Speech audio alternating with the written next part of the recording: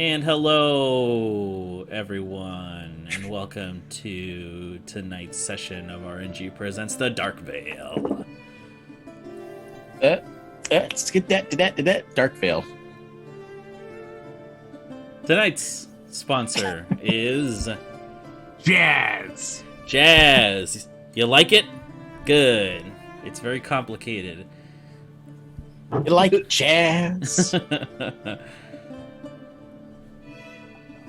I guess that's it. Do we have any real announcements? Or not yet? Not really. The government did release files on UFOs, so if you guys want to go check that out, really? Go ahead. Yep. Oh my gosh. I won't. That's all. Tonight's episode is sponsored by Aliens. Alien Jazz. Yeah. Don't. Which is surprisingly is just reggae. Okay. Fun fact about the Cantina band: Don't do it. the music that they play is called jizz. That's straight from the George Lucas mind. Everyone, It's canon and it's terrible. When we last left off, Don't Google that. our group of adventurers, having faced Uldred, the Lord of Amethyst, a powerful and imposing figure that rules over his dominion of Amethyst deep beneath in the abyss below Onor.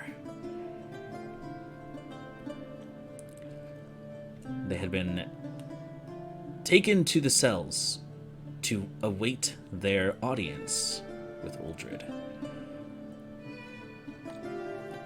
And during such time, there were some questions asked, some card games played,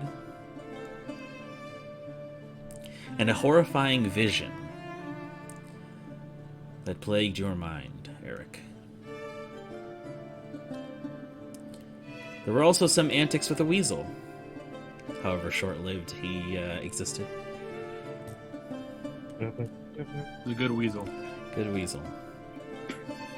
And as you were taken up to the nexus where Uldred resided, you were met face to face with this terrible, imposing form, this gray, dark, leathery skin with many pieces of amethyst affixed to this large dragon, a flaming sort of crown above his head.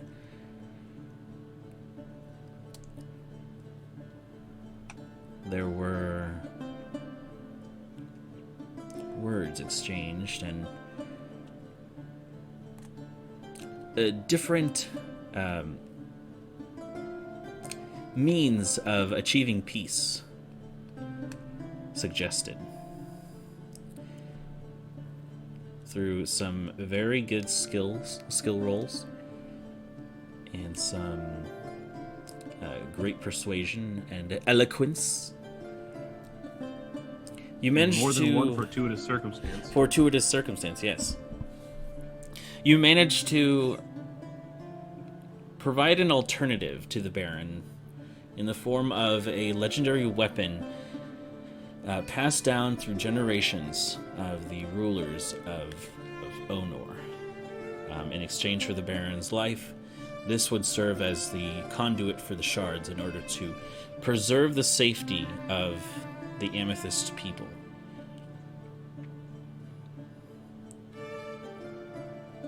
And as such, the Baron was released into your custody, as well as Caligast, the blind, crippled beholder, Sybil Sycamore, the mercenary of Ironwater,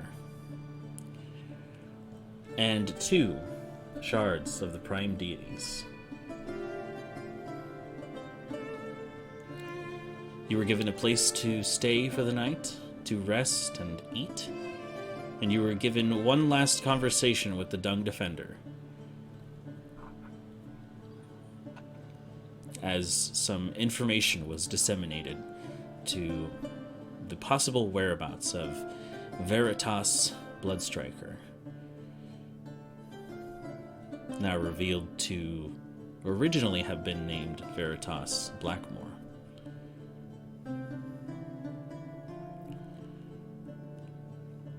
And with that, you left the city, polymorphing the Baron of Onor into an owl as you were escorted to the ridge away from the premises of the city. And as you look over your shoulders, you see the great citadel of Amethyst disappearing behind you, the bright light pulsing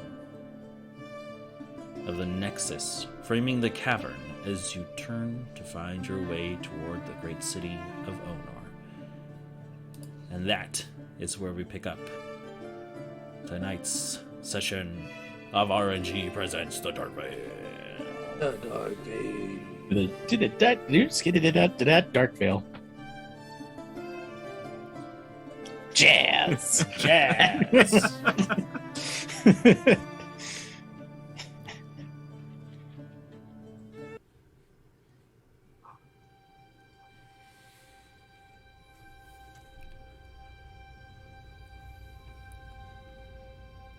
So, you are set on your path. The city begins to fade from sight as you continue on your journey. You are left to your own devices to decide which route to take and how to return to the city above. How do you wish to proceed? This all feels like such a blur. Hey, you're pretty quiet back there, Bill. I wish you'd have piped in a little bit more, but I know. the good thing Dane has strong shoulders and a strong back, because he was carrying all of us. Oh, shit.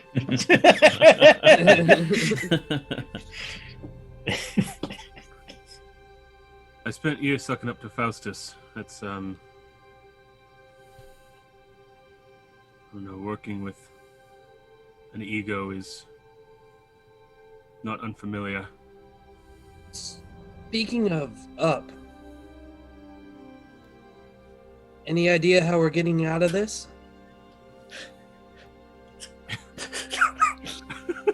Good segue, man.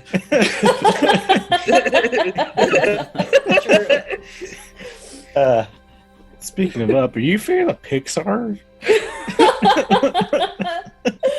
That's funny. Good That's lord. funny. We don't have the Beholder, Sybil, or Baron with us right now. We You do? have all of Okay. them. Yes. The Baron is an owl, though, for the reason of we're being hunted by these Shades of Onor, and if they see that we left with the Baron, I'm sure Crutch is going to find out real quick. Gotcha. So he could fly up on its own. If I remember Brandon correctly, it like this journey takes days To fly up? Or to get up? to get to like the mycelium, not the mycelium, the Myconid? village. Yeah. Oh, yeah, right. And then we have to travel for the better part of a day to get back to the abyss. And I can only hold that polymorph for about 3 hours a day. I could. Oh wait. Never mind. Okay, how many of us are there? There's the 5 of us, Presea, Sybil, Calagast Bear. Calagast, and the Baron. So 9. I'll say that the Baron as an owl doesn't really count as a whole person. 8.5. Interesting. 8 1/4. Sure. Owls are very Sure. small. Hey, Brandon. That's me. Probably some just chicanery or bullshit, but can I, in theory, store the Baron in my portable kitchen? No. What?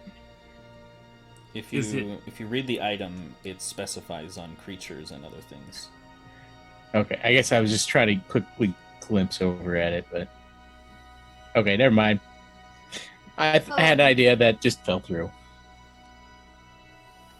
In our time together. Oh, wait, hold on. Never mind, keep talking. So in a few levels, I'll have some really great resources that would help us in this problem, like, so well. Let's just wait. Yeah, let's just hang out, just fight stuff until we're, like, level 13. Who put the big gay on my spell book? That was me. You said that you wanted that spell, so I gave it to you. It says when you cast this spell, a sphere of rainbow-colored energy fills a 60-foot radius. All creatures within that zone must succeed on a charisma saving throw. That's awesome. Or what? Or because...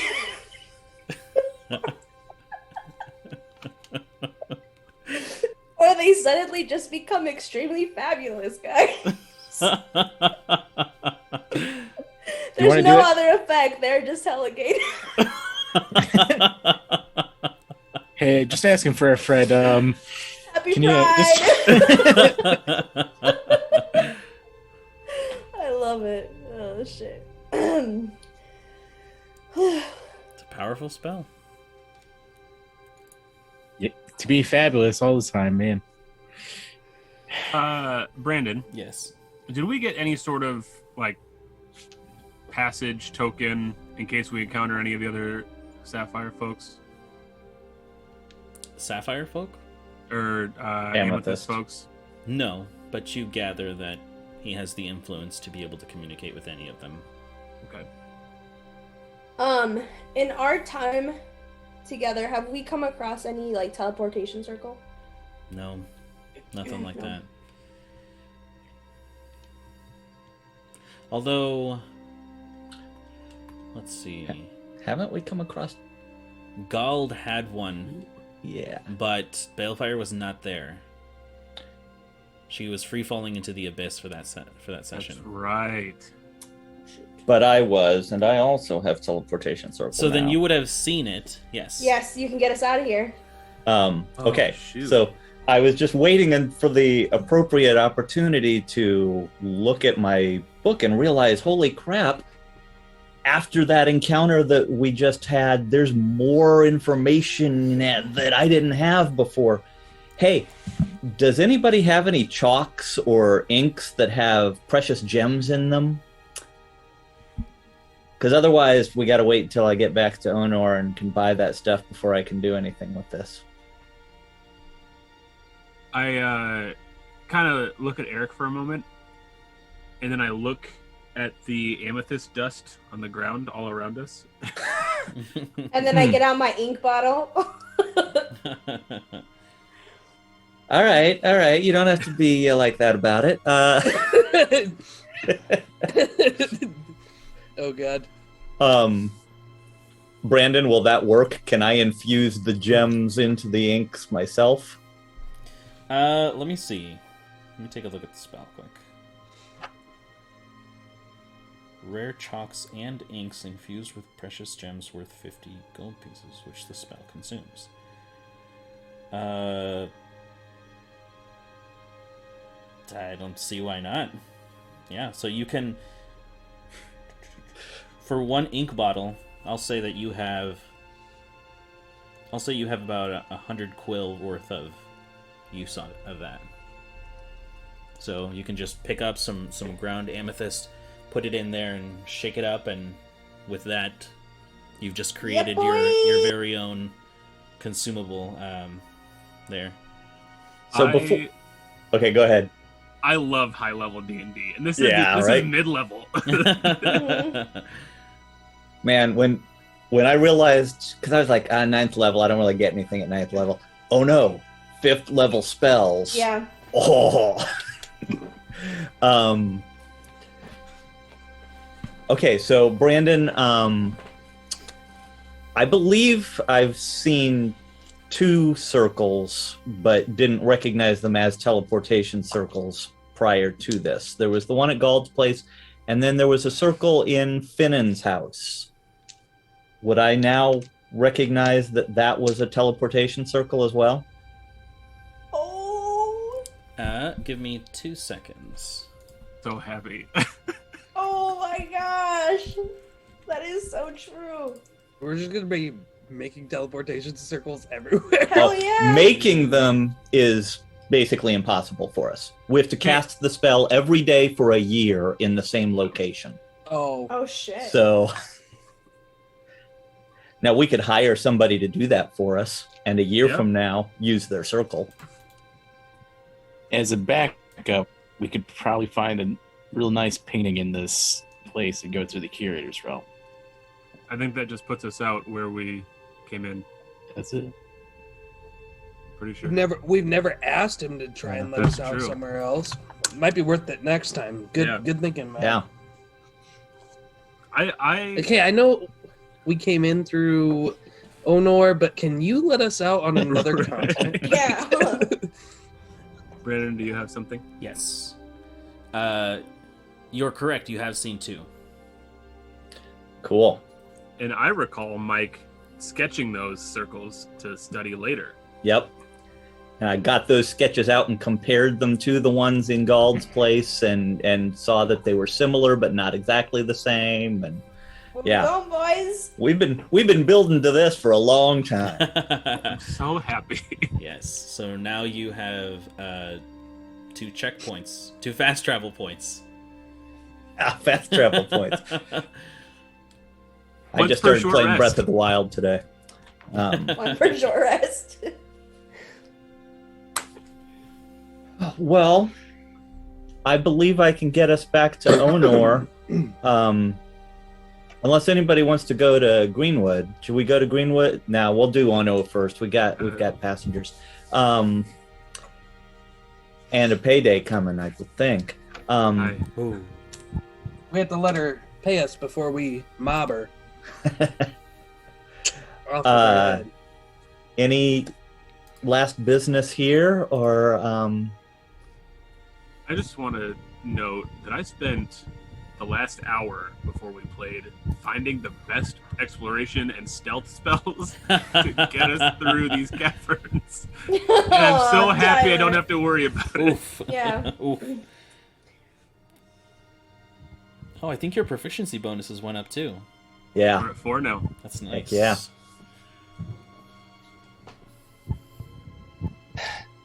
Okay, well, hearing no reason to stick around, I'm going to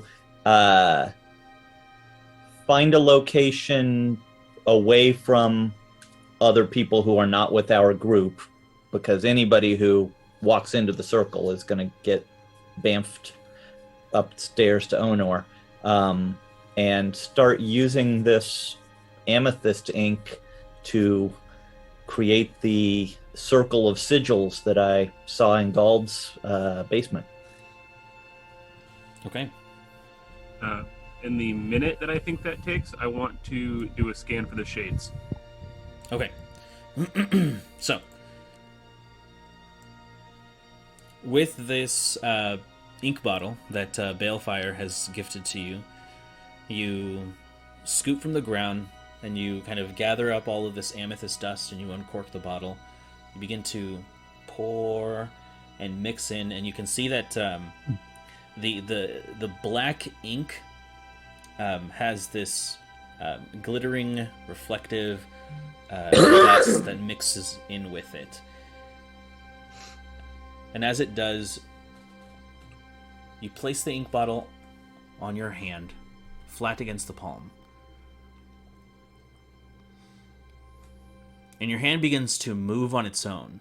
These strange, almost like muscle memory formations.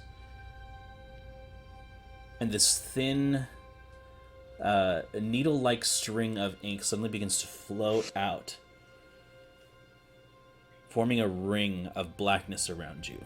And as the circle completes, you can see that these branching designs suddenly begin to close in and float on the ground and swirl and suddenly float down and turn and turn. As Dane, you look out into the expanse. Go ahead and make your perception roll.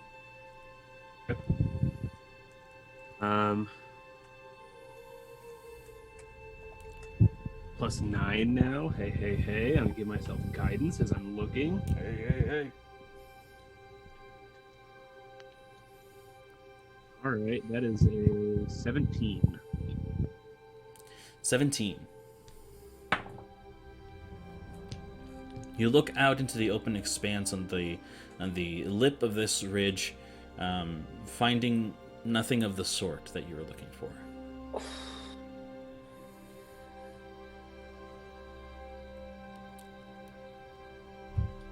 Eric, as this circle of ink now settles on the ground, you can see that the black ink suddenly begins to glow this vibrant purple.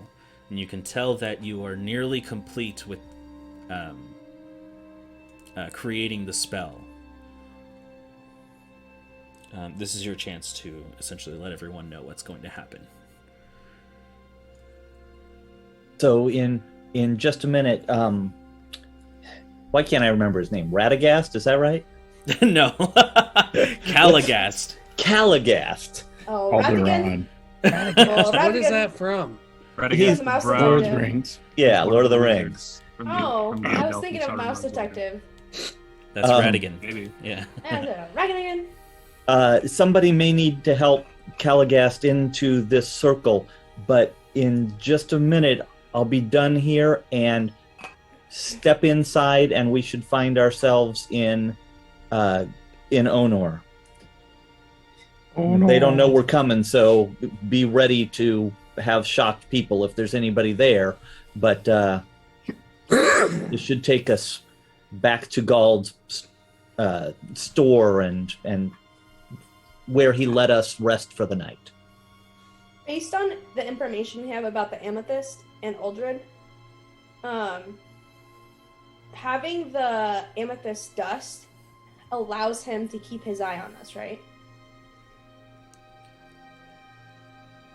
In theory, yes. Though you're not exactly sure if that extends for every piece of amethyst in existence or not.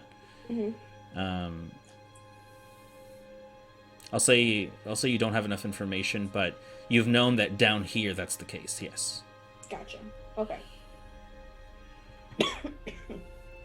And I guess before hopping into the circle, I'm gonna collect some more dust on our way out. Okay.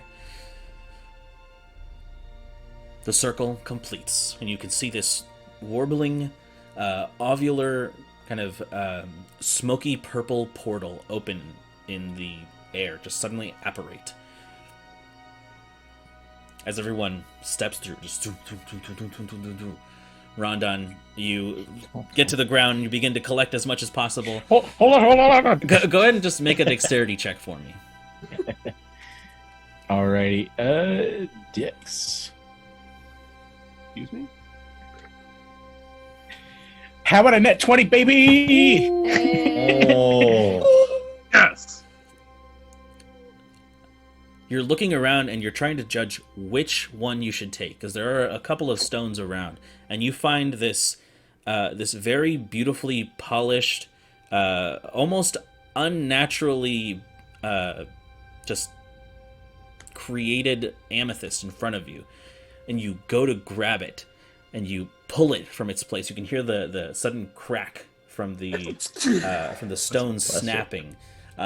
And you can see that the portal is closing as you're the last one, and you gun for it, and you run and jump and step through, and suddenly the portal disappears as you are all launched through time and space, and suddenly you are not within the abyss of Onor any longer, but you are within a very familiar basement within Crystal Peace.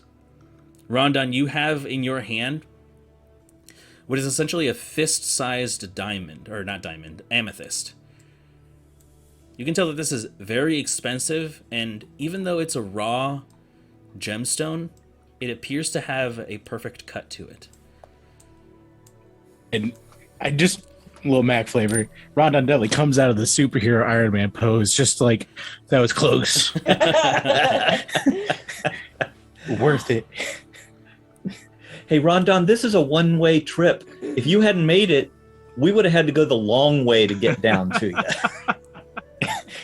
You know what? I was willing to risk it for you guys. Meaning for you guys to come back to me, that is. I'd have start walking, but... I'm imagining how dumb that would be. Yeah. Just grab it, flip, miss. Balls. I would just make you, like, I wouldn't go back for you. You'd have to roll a new character.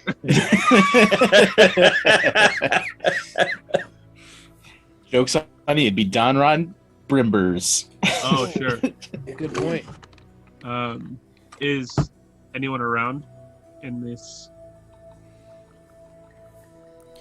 Go ahead and just make a perception check. Okay. 21. Taking a look around, you can see that this room itself is empty. It's a circular room with what look like magical sconce lights around you. You've been in this room before, and you know that just outside of it is that like common living area, where Gald had said that they house some, unfortunate, less fortunate people in Onor. Mm-hmm. But at the moment, you don't see anyone around you. Sure. I'm gonna take a quick second or minute to copy the sigil into one of my books. Gotcha.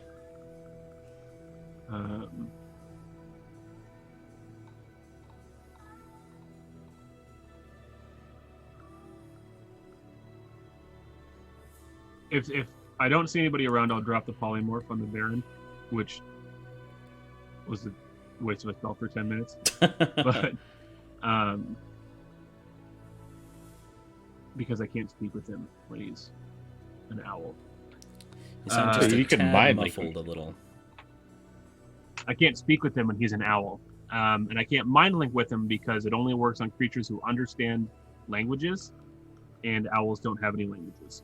And polymorph doesn't work the same that wild shape does. Makes sense. So I dropped the polymorph on him.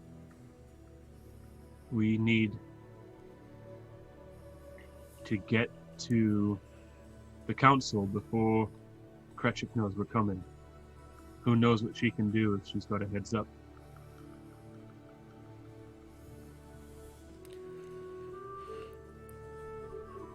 Very well, we should head that way now then.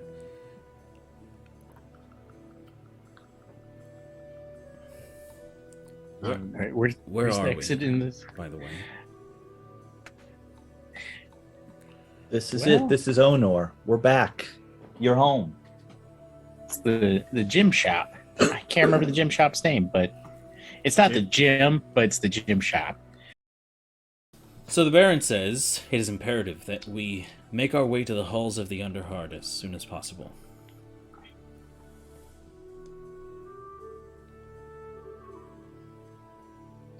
Sounds like a good plan. Rondon, you Yes. still have that whistle for saxes. No, I threw it out a long time ago. Well, Wait. Oh, wait. The whistle for saxes. Yes. I want to go Oh, that upstairs to whistle. look to see what it looks like. Okay. Or to a window, or... There's no window here. You'd have to step out of the current room. Yeah. Okay. So you step out of the room. And what you find is essentially a continued basement area where you can see several beds made out of wood, soft plush mattresses. You can see just general provisions like water and food, and a staircase that leads upward to a familiar sight where you can see, actually from the bottom up, you can actually see the interior of Crystal Peaks, the gemstones store. Mm-hmm.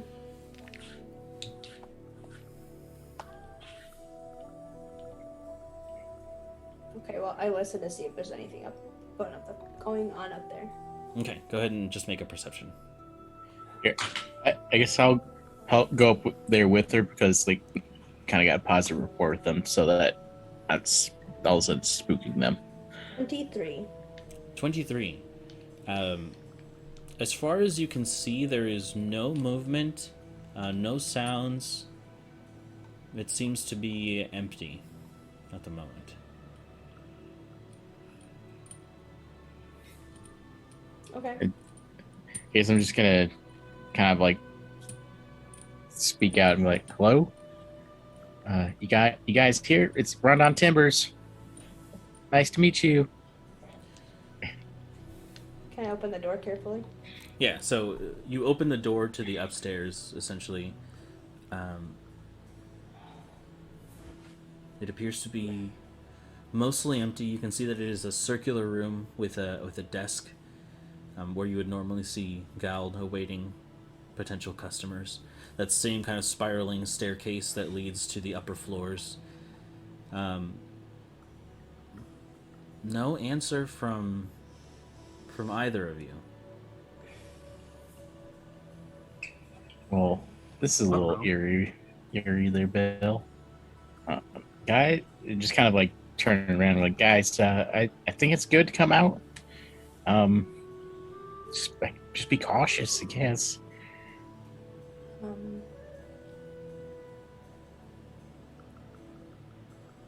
Yeah, can we go into the next room then? Yeah. You go and step inside the room, the central room. And I just want to be very perceptive of like what's going on in there as I enter. Can you be more specific?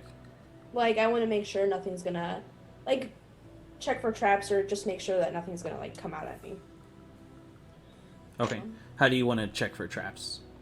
I use my mage hand. You're checking for magical traps. Yeah. Okay, go ahead and make an Arcana check. Okay. I'm just imagining the mage hand just flying around the room, just sweeping everything. 27. 27. Very quickly, before you actually step into the room, you notice that the ground seems to be very faintly inscribed with some kind of magical enchantment. It doesn't seem as though, from the context that you have, that there's anyone here, and this is some sort of alarm system. Alright, I'll dispel that. Okay, go ahead and just... are you casting Dispel Magic? Yeah. Okay, so go ahead and just roll a d20 and add your spellcasting ability modifier. So intelligence, so +5. It's 18 plus 5. 18 plus 5. The magical aura that's emanating from the floor suddenly dissipates.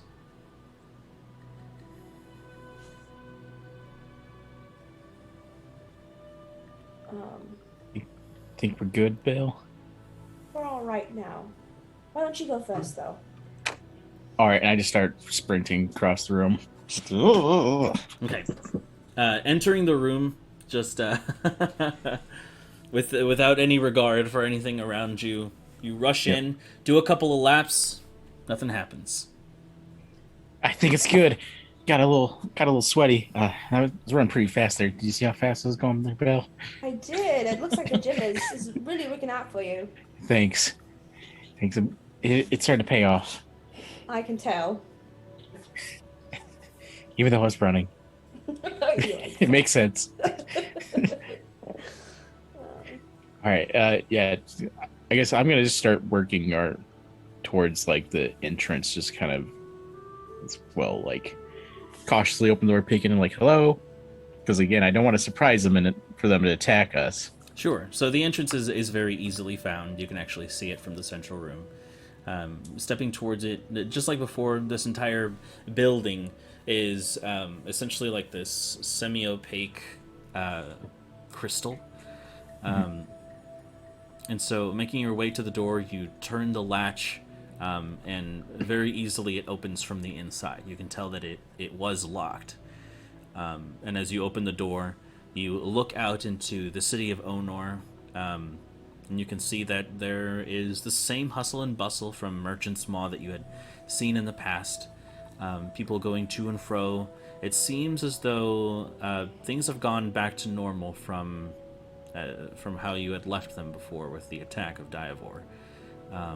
However, it seems as though the Crystal Peaks is currently closed for some unknown reason. Ruh-roh. Well, hell's bells, you did a good job. You got us here in one piece. We made it to the correct spot.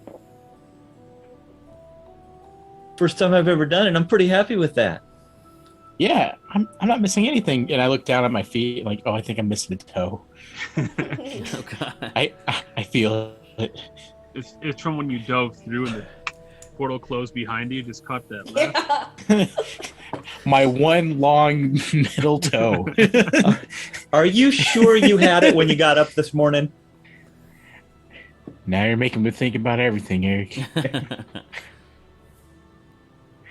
Anyways, I'm not going to question this any further.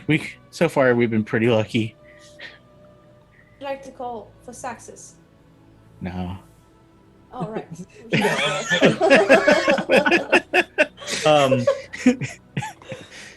Eric would probably remember, but Mike does not. How many passengers does Mossy carry? Let me check.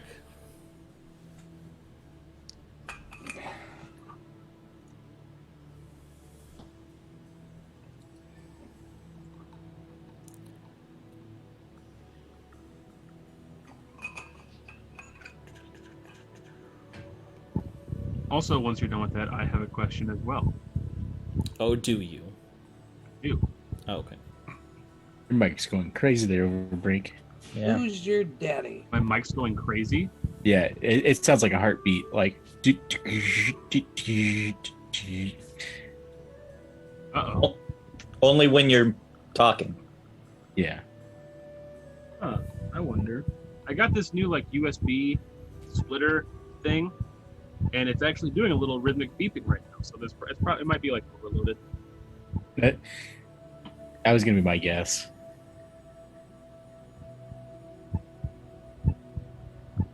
Oh, Very what the interesting. nuts. Dude, I like this and I want to turn it into a song. So I don't have it written down here, but I believe it was 10. Oh, okay. So Okay. I have one of those like little USB nubs for my USB like wireless mouse, and I just pulled off like the cap, so the USB thing itself is still plugged in. Oh no. You might want to put some glue on the end of that cap and then. Yeah. Yeah, no cap, man. Okay. No cap. What is SD part? Let's see if I can- You hear it though? Yeah, that's weird that it's beeping. What boo? What boo? Is it still doing it? Nope, Nope. you're good, man. Don't hear it All right. now. So I unplugged the thing, and it was just too much going through that strip, which makes me wonder why is it? Oh, I can turn them on and off. I don't have to unplug it. I can just turn it off. Doy. Sorry. Thank you for sticking with me for my troubleshooting. Did you hear That that? That was, Yeah. that was sick. I like booted up.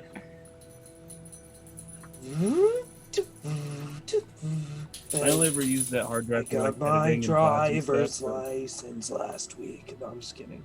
so, That statement's baby actually loves- true. My kid loves Olivia Rodrigo right now. Anytime I play like her songs, they start going crazy. Really? Yeah, it's so weird. Dude, let's go. Although, no lie, Brutal goes pretty hard for opening track. Goes pretty hard. I haven't listened to the album yet solely because my wife made like a passing joke. She was like, every married woman in the world is listening to this right now and just reliving her teenage years. And I was like, what does that mean? You broke up with me on stuff like that, you right. goof. All right. Am I good? Is my mic? It sounds normal? a little muffled for some reason, but I think it's so good overall. I think it's just distance, maybe. Maybe. Is that better? A little bit, yeah.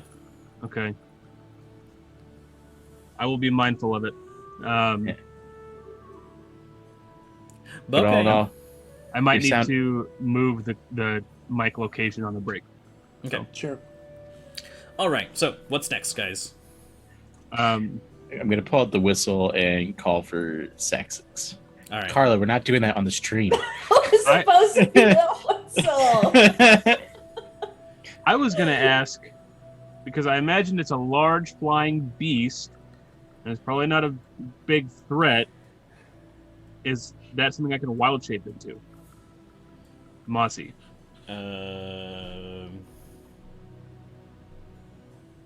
As a giant insect, basically. What I is can do your up- threshold for beasts? Beast is up to CR1.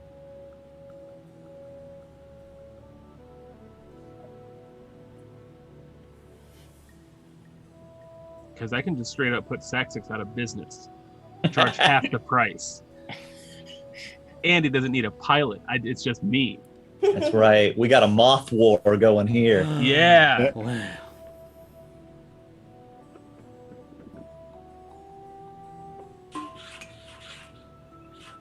Wow. We spoke briefly while Brandon was having internet issues about taking Sybil with us, but we probably don't want to take Caligast. Right. But we don't want to just leave Caligast by himself in this unfamiliar basement with nothing. Hey, stay in this basement, you weirdo. Hey, remember when we broke you out of prison? Oh yeah. Here's your new prison. Mossy is a challenge rating 3. Or no, sorry, challenge rating 0. There's a big difference between those things. I read a different Um, number when I was looking at it. Sure. If there's a stat block on D&D Beyond, I'll happily put it in my wild shapes. No Sure. rush. Doesn't have to be right now. It's just giant Um, fly. Okay. Could we turn him invisible? Mossy? No, No. Cal. God damn it. What are we flying on? Yeah, The right. Wonder Woman thing, she has like an invisible jet. Mhm. Which, why?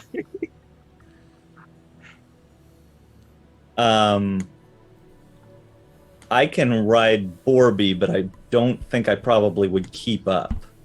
I'm looking to see what his speed is. 40 foot is his fly speed.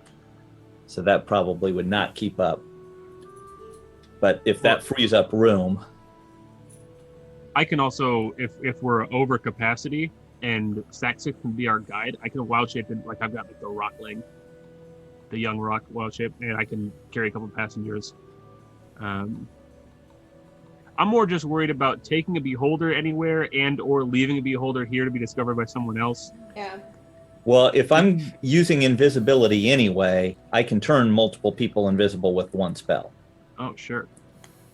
So Or alternatively, we could just leave a note on him and be like, hey, please don't kill. Just He's kidding. our friend.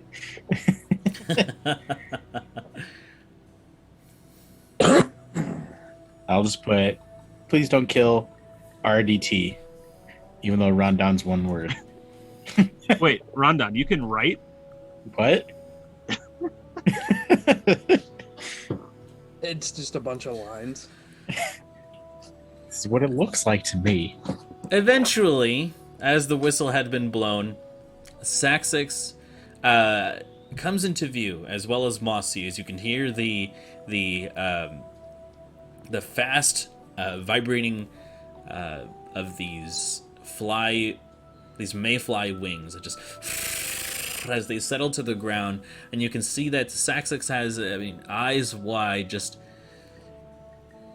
dismounts and says,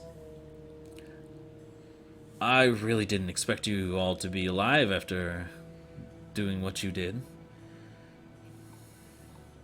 So, bitch, we are. The Baron at least is invisible at this point, right? So yeah, I'm both Caligast and the Baron are invisible. Gotcha. But really, I say to Saxix, like, well, we're kind of a remarkable group. I mean, look at us. We can handle anything. It's especially Dane. He does a lot of stuff. Ain't that right, Dane? Just kind of knock him. I suppose. Okay. Okay. All right, this is a little awkward. Where do you need to go? We need to get to where we need to get to. I We forget. need to return to the Underheart. That's the one. We'd like to speak with the council again. So if you're able to take that return trip for us, that would be fantastic. Very well. All right, hop on. What's the fare again? This one's on. Shouldn't have brought it. Oh, thank God. I was gonna say you shouldn't have brought it up, Danny. thank Didn't you. ask. Rundown, I run a business. I respect other businessmen. And I run a you grift. say as you were like, we're gonna run his business into the ground. Yeah. Well, he's an aggressive businessman. Anyways. Eventually, you all board, along with Caligast, who is invisible, the Baron, who is invisible. Who else is invisible? That's I it, only think. did those two, I Okay. think. Gotcha. So Sybil boards, visible. Presea? Presea does as well. Yeah. It's going to be more NPCs than us pretty soon. Right. Yeah. You take to the skies, and you begin to coast.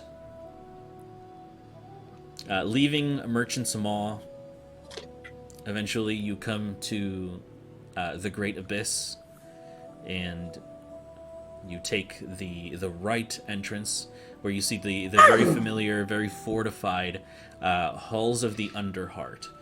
This large, looming kind of like black stoned, kind of almost also like gray and ashy edifice with these orange, kind of rounded and translucent windows. You can tell that this is a very fortified building itself, and you've also been here as well. Eventually, Saxix lands in front of the halls of the Underheart, and he says, "Well, whatever other business you have here, I wish you luck." Thank you. Honestly, appreciate the ride, Saxix, and all that you've done for us. Won't be forgotten. I give him 10 gold anyway. Quill. And what? Give me. Yeah. We don't believe in precious Eric metals being in like, this. "What did you say?" Grabs Dane's wrist and like Damn it. everyone just turns to look at Dane like Shit. What kind of man are you? Oh, rats. Oh. You don't have 10 gold to give him, do you? No, I have gold. I just had a think. You have what? I had a thought. He gambled it all away. I am going to quickly. for a split second you're like this hideous monster. You have to be a little more secretive about it. Would you like me to hold up a towel? It's like you're at a beach. Yeah. Do we have a towel? I have my little cape thing. I'm gonna bust out my kitchen for this. Like, here, Dane, quickly go in here. Yeah. We just open our kitchen and our workshop facing each other, so it's one solid room with 4 walls. So at this point, is this after or before Saxix leaves? I guess I would have done it when I had a moment out of sight somewhere, if I can find a spot to duck behind a rock. At this point, Saxix is here. What are you doing? You could hide behind the. I give him creature. 10 quill. You give him 10 quill. He happily takes it as you all disembark. He waves you farewell as he begins to take to the sky, and he leaves. Okay. Now You have a moment relatively on your own, though you are left at the entrance of the halls of the Underheart. There is watch and heavy guard around you. If you wish to, you could step away to a more secluded area. Yes. Okay. Briefly. So, you step away to a more secluded area. There are other buildings here as well. And you can tell that this is where some maybe upper class folk or more like city officials live. Sure. I would like you to just go ahead and make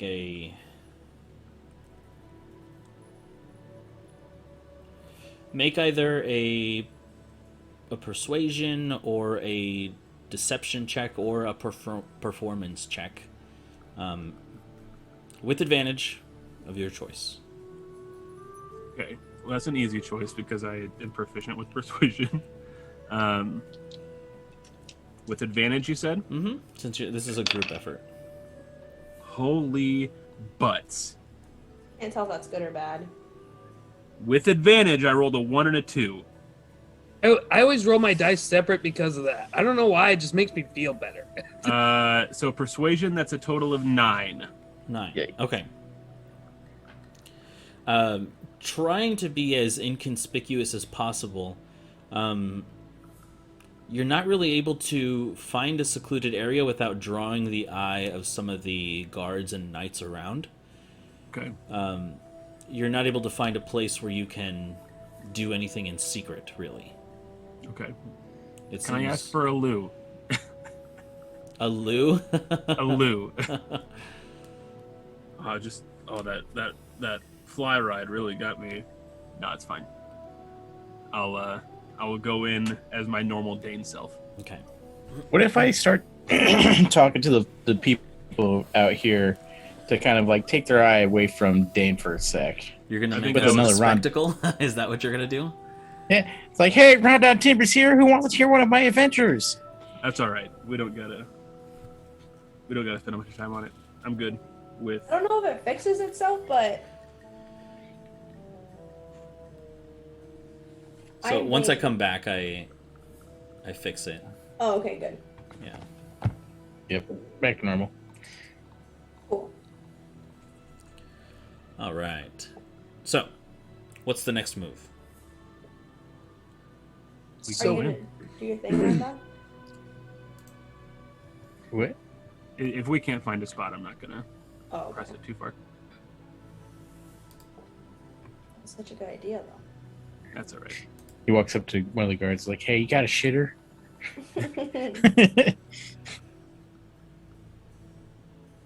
No, I'm set. I'm good to go. Okay. Okay. I need some decisions from you guys. What you doing? Going in. All right. Heading to see the council. All right. So,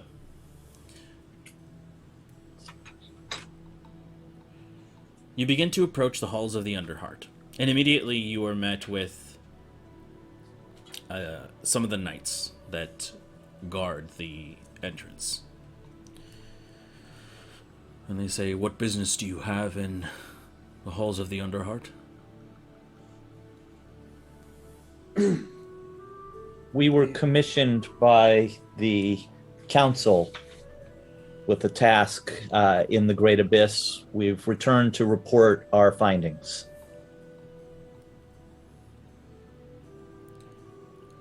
Wait here. One of the knights leaves.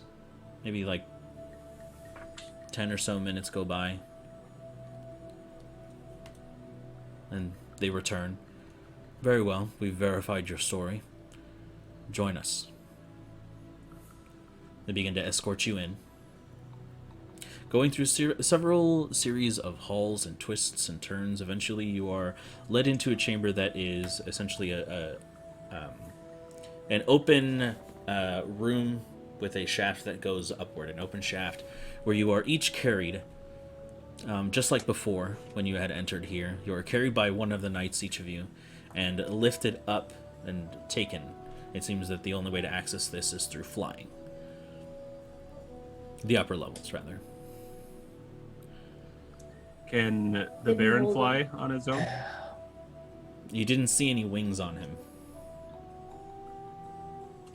Can he perch himself on someone's shoulder? Oh, as an owl, yeah. He's not an owl. He's just invisible. He's in just his normal- invisible right now. Oh, I Right. thought he was an owl. I guess we are inside. Mm-hmm. Projekt doesn't have a lot of time to do anything. We could drop the invisibility now and walk into the hall with him instead of surprise. Here he is in the meeting. Right. Well, we're still here surrounded by guards. It still feels very sudden. I guess you can quick, Dane. You could probably quickly mind link with him. And like, can you get up? I can't see him. Oh, Mind link is restricted to creatures that I can see.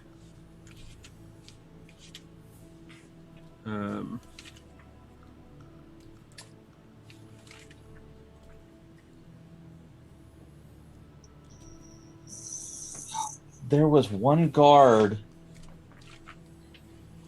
who warned us about Projekt.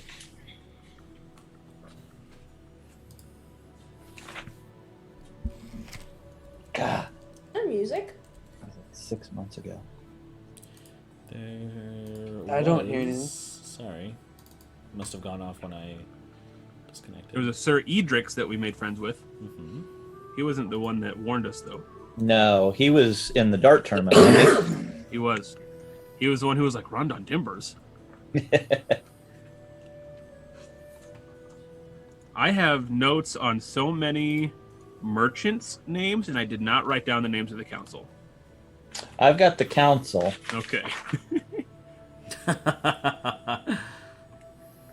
We've got well, if I can read my own writing, Tigreed Darren is the butterfly, Edrig the centipede, and Kretchik the spider. Those sound right, Brandon? Yeah. I bet Baron knows how to get up there. I mean, he said Baron's a 3-crane, right? Mm-hmm. And with our basic knowledge of 3-crane, would we be able to know that he'd be able to like climb up the walls or whatnot? Most do, yeah. Most have the ability. Okay. Not him, though. No. He's the leader, and he sucks the most. Yeah. He's the least powerful. Right. Guys, I can't climb up there. Yeah. I guess I think he's fine. I Yeah. will just kind of mutter under my breath, like, you gonna be able to make it up? The guard turns you say, "What?" I talk to myself a lot. The guard says, yes, I'll What be would- fine. What would you be referencing there? Talking to yourself. Listen, Remember, You the gotta be able fly to- on the fly made me sick. So I'm wondering if I start flying again, am I gonna be able to make it? Oh, yeah. He was You're just all talking to taken little up Dane. one by one. Yeah, thank you. By the knights. You're all taken up. Unaware of the current situation between the Baron and Caligast. As you are all essentially put on a platform that continues on to another hallway. And you are continued to be you continue to be escorted by several other knights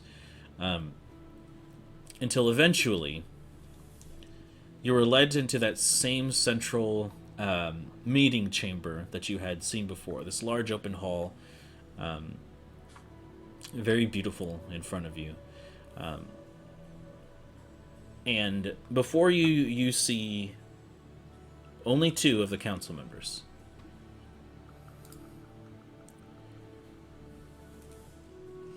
You see Tigreed, which is the butterfly with the brown and orange swirls. And you see Edric, which is the brown centipede with the red antenna. Of course. Projekt wouldn't be here. Quan thing says. As you are presented before them, Edrig speaks up. This is the centipede. He says, "What news have you of the Baron?"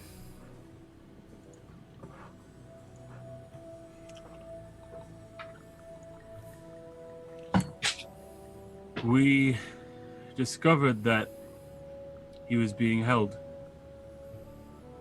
in a citadel deep in the abyss. We discovered that he is alive.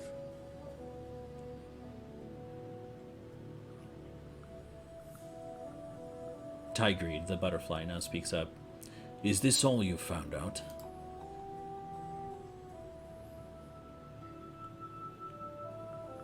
Well, not quite. And I'll look to Eric. Do one of these.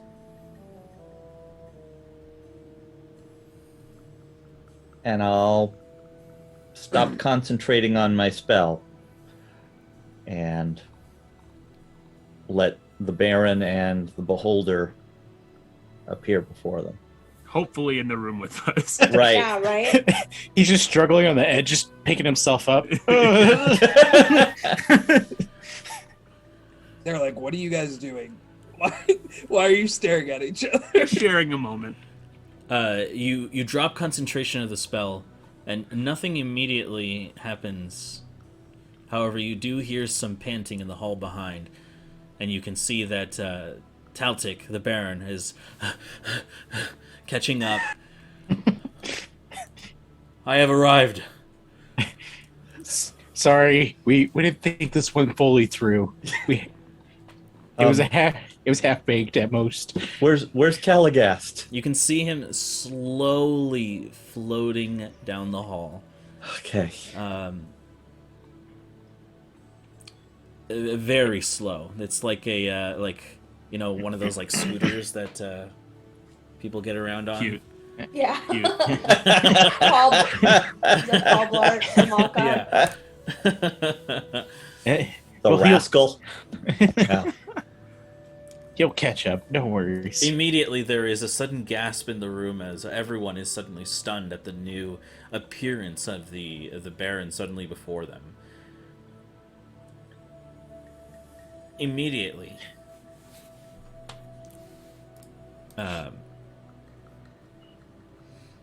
there is a deep bow from both Tigreed and Edrig. Tigreed says, "My lord, it is so good to have you back again." And Edrig says, "Well, it's about time you showed up." And the Baron says,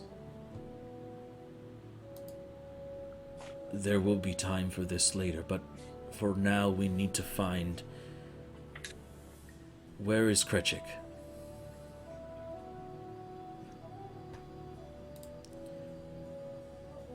They both look at each other. And they say, "Why, is something wrong?" The Baron looks to all of you.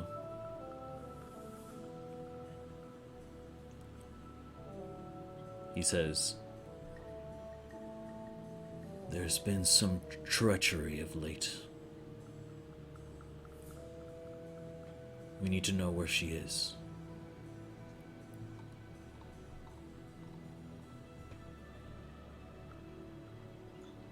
This feels like a whole kind of council kind of meeting. So if we can get her in here to discuss this, that'd be great.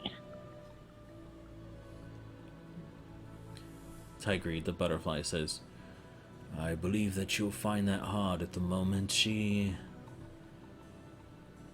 took off maybe a couple of hours ago. It's been most of a day." Did you say where she was going?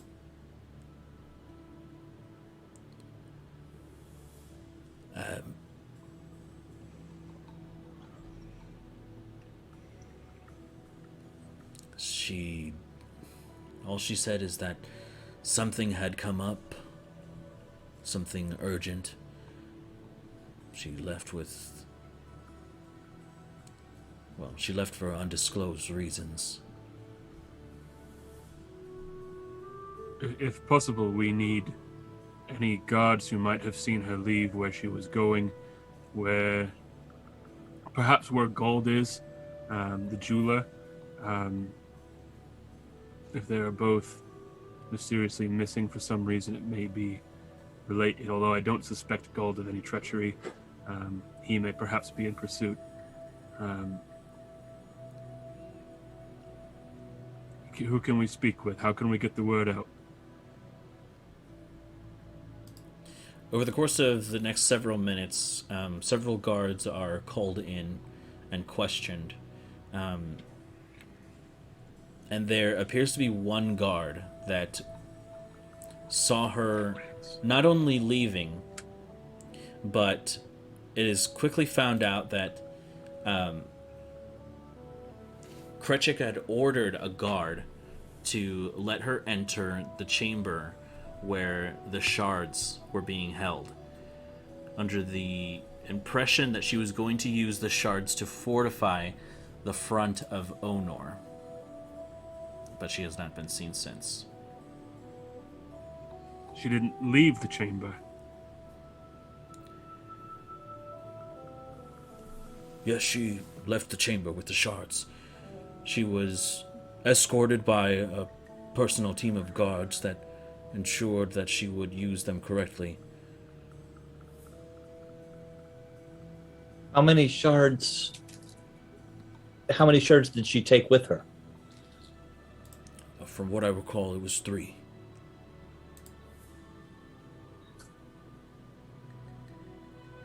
Not good.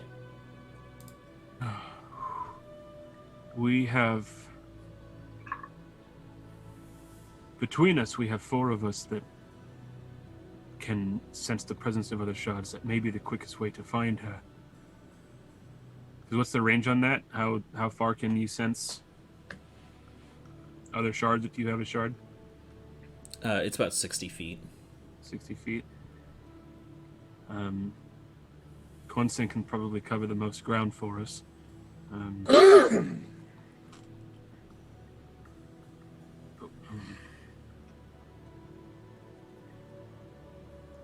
Hours ago, this happened? Like several hours. Most, like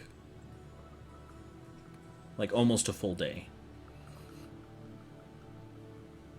He's out of here. It lines up with the timeline of you all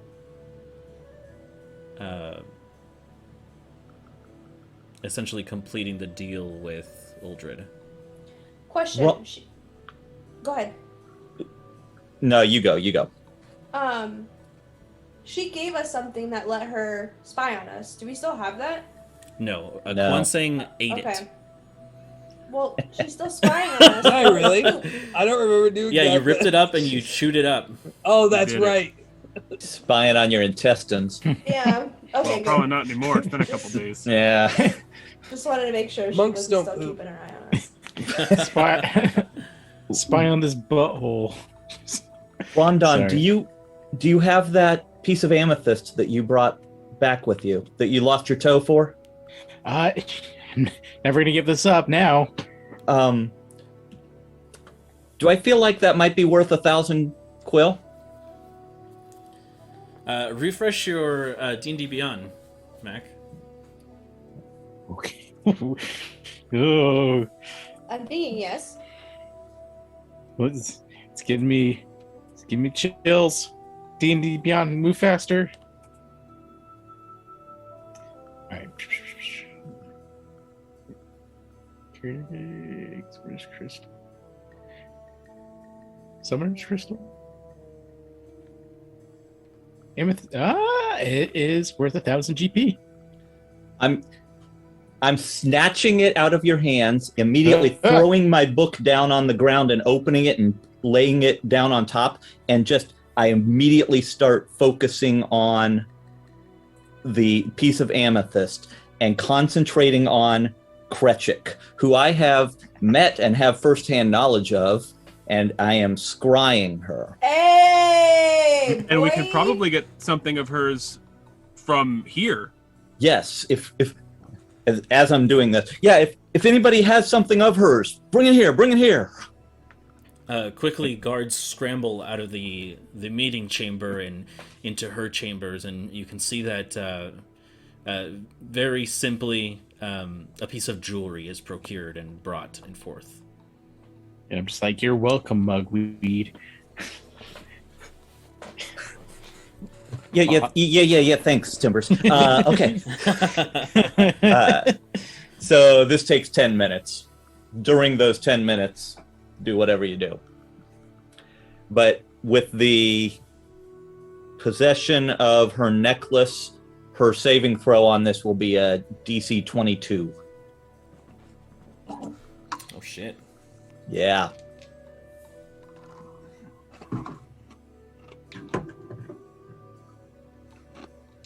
Okay.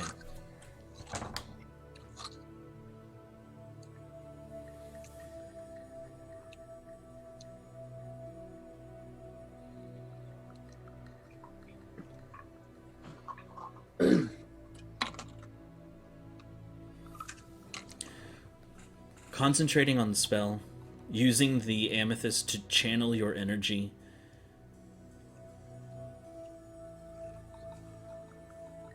You begin to see a silhouette of her form,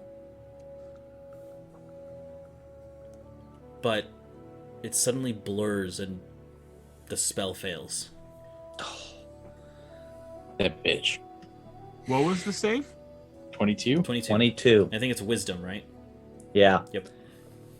Oh, it's just a possession. I was thinking that the possession was the 10 modifier. I was like, that doesn't seem right, but No, yeah, that would be...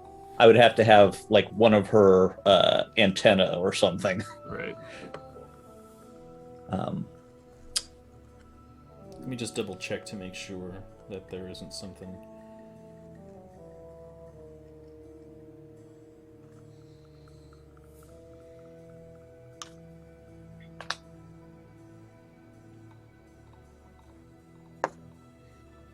So here's a question. Once you've reached a conclusion of whatever you're looking at.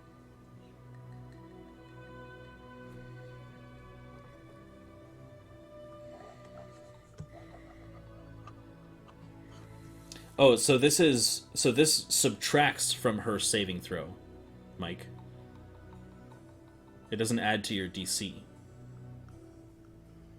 Okay. Yeah, all right. So it would be so whatever, then it's an 18. whatever she rolled minus 9. Possession or garment, and you are familiar with the target. Okay, if you're going to grant me familiar, I was just going with first hand.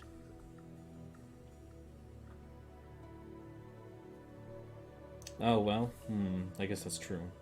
Familiar, you know the target well. You have met the target. No, you're right, yeah. So it'd be -4 to whatever she rolled.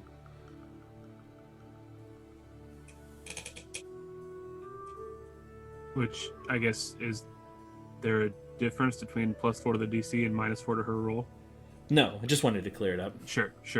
Okay, so my question, on a successful save, the target isn't affected, and you can't use this spell against it again for 24 hours. Can I? Because I also prepared scrying. Oh, shit! Because I thought I was going to have to hunt those shades. Okay. Yes, you may. I'm no good at this. Somebody else can try it. May I? And I will sit down and begin the same ritual. Okay. So you currently have a possession or a garment. If you would like to, you can attempt an... Some of her web. That's true. That's a piece of her. I'll pull out my dagger and hand it to someone. Can someone go and just cut a bit of the web that we can use to... Very quickly again, they scramble away and bring you a piece of web.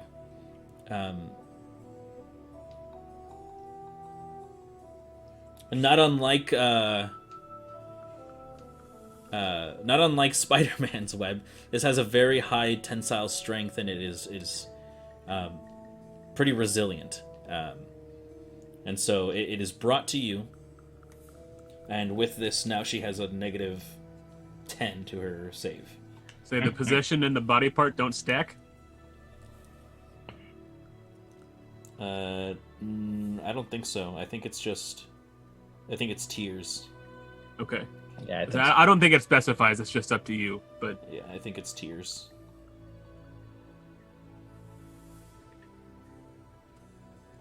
Let's see.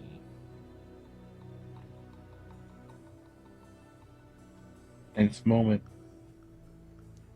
Target makes wisdom saving throw modified by how well you know the target and sort of physical. Well, no, I guess it doesn't really say, right? yeah, like I said, I think it's just your ruling. Yeah, I'll say it stacks. Why not? Tight. You have both, so why not? It's an 18 DC with a negative 14 modifier to her. So essentially, she has to make a 32. No, what? He's still rolling.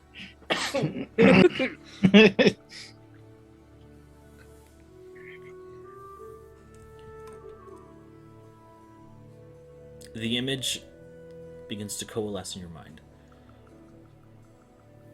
This humanoid spider-shaped form silhouetted against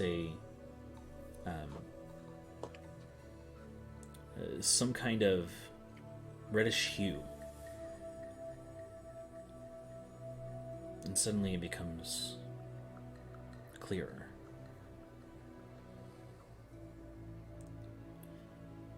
There is the sound of wood rattling. You can hear the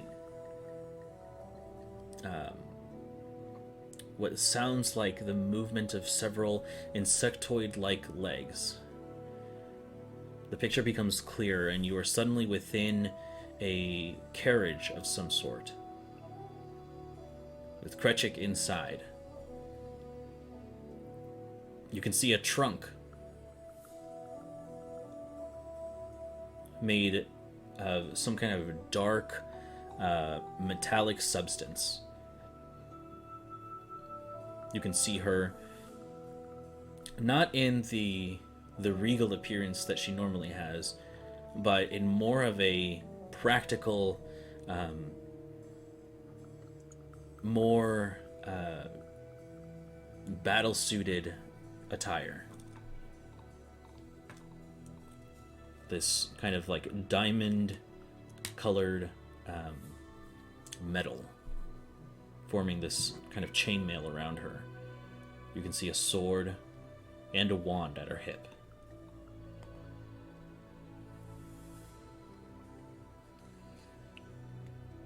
The scry kind of pulls away, and you can see that the carriage itself is being pulled by two kind of either millipede or centipede-like creatures that are going further and further into the forest.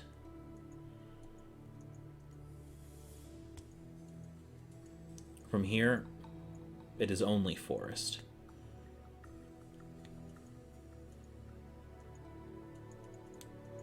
Can I tell what direction they're traveling? Let me see.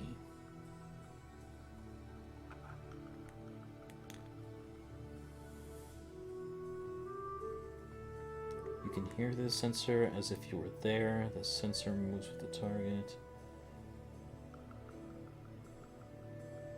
Make a survival check. Okay. That's a +5. 8. Not particularly, no. Okay. So as I'm focusing, I want to keep listening, in case she makes any offhand comments to nobody. But she's traveling. She's armed and armored. She is in a carriage, being pulled by some sort of centipede-like insects. Should be easy to track if she left from the city with it. It'll leave distinct markings. Just as in those first few minutes as I'm taking this information, I'm speaking it as it's happening so that while I'm paying attention, other people can be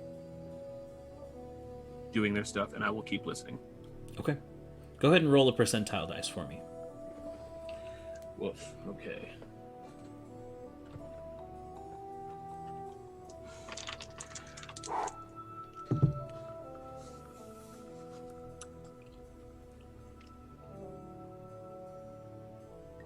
1%?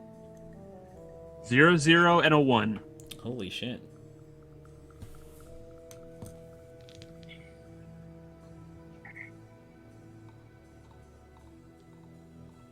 Which Nice. I can't tell like in percentile if that's good or bad. This is the information that you get. Okay.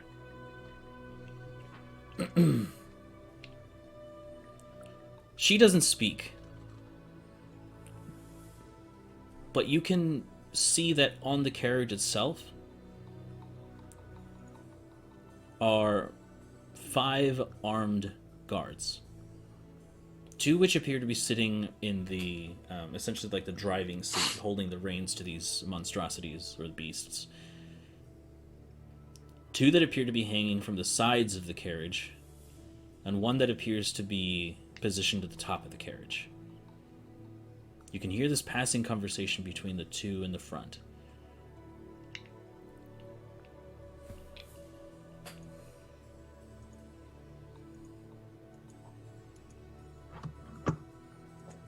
One of them says, "Are you sure we made the right choice?" The other one says, "It doesn't matter now. We're in it till the end."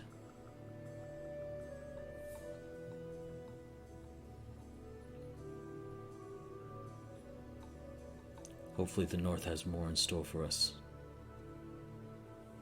The other one says, "What are our plans after that?"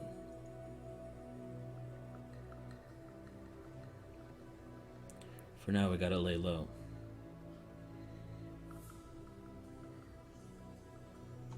We gotta find that smith she was talking about. It's the only way that we have assurance of our lives.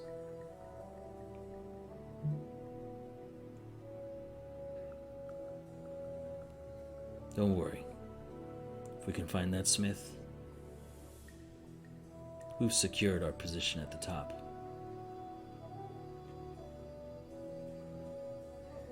Ooh, I don't like her. The smith's name Charcy.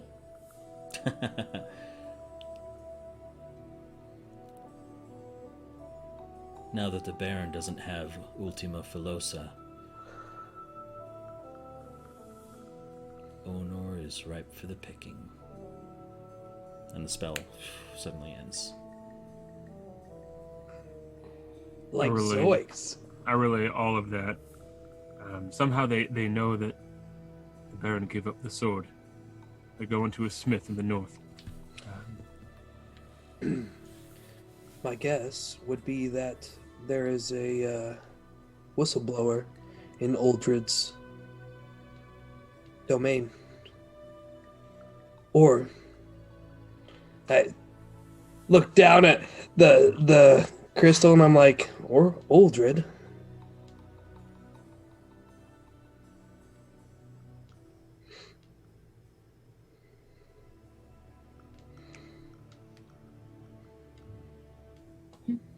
Isn't good.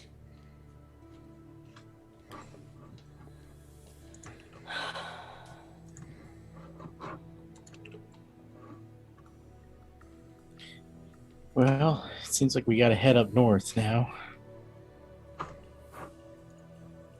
I The cold won't be good on this southern boy, but I'll make Well, do. Rondon, I think we should stop in your city before we leave. This might be the last time in a while you get to see your family. And it's Yeah. closer now. The Baron speaks up for a moment. He says, "If I'm not mistaken, you are aiming to pursue her." Well, it seems like we might have to. unless you're going to take care of it, someone has to.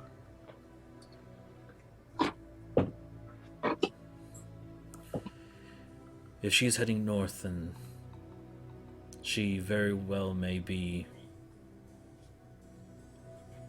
leaving the area of my influence.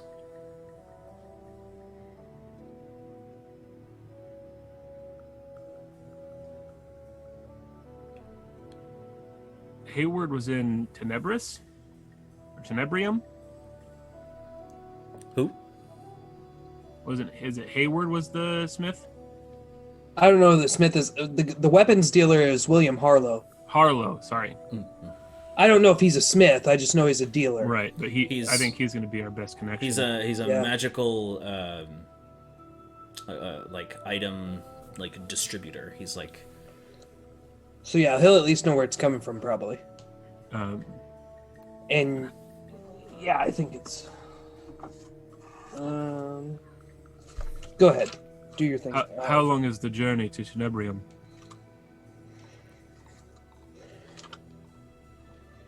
depends on how you're getting there, but By carriage pulled by centipedes.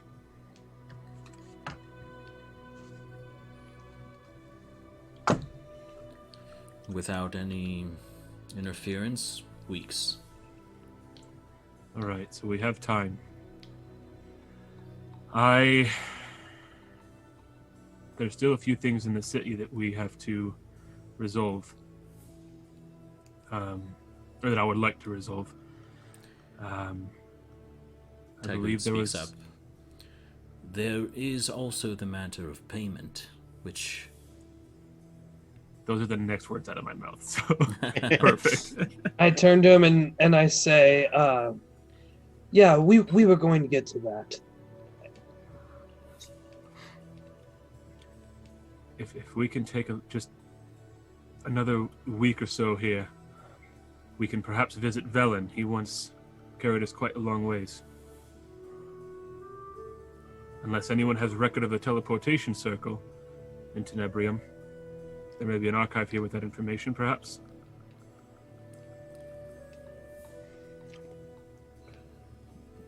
not quite. Our relationship with the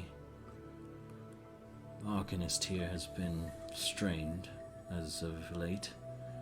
With gold. Yes, it was more so the pushback from Projekt. If anyone knew of a teleportation sigil there, it would be them. Do you have any idea where they are? I do not, unfortunately.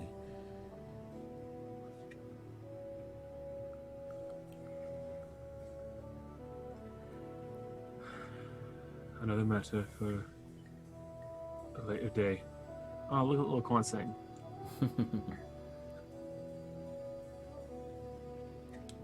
In the meantime,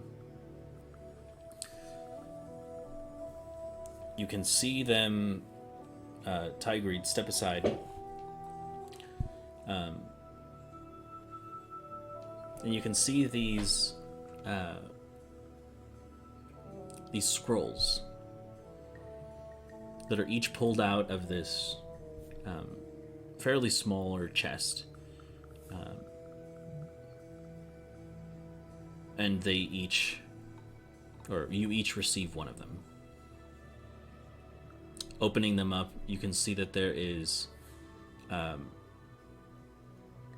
certified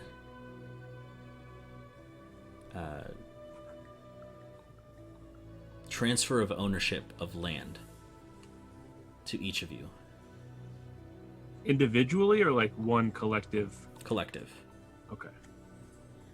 Ooh. As well as notarized and official recognition of the seal of Teramis Tabanthus with the title of Lord for each of you. Where's the land? The land, as it is so described in the document, is known as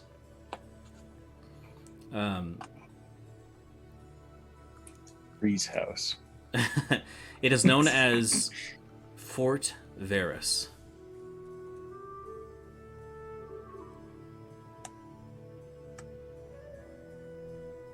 Is it in the city or is it outside?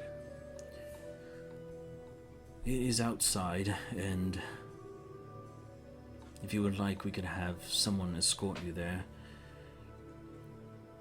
Now, mind you, Fort Varys has been unoccupied for several hundred years. And while it is in disrepair of sorts, the land officially belongs to you. So it's a bit of a fixer-upper.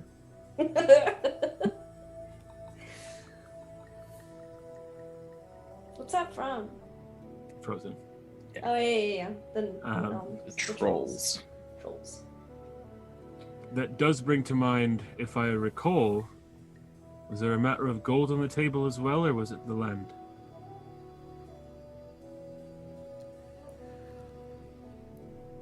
The parcel of land was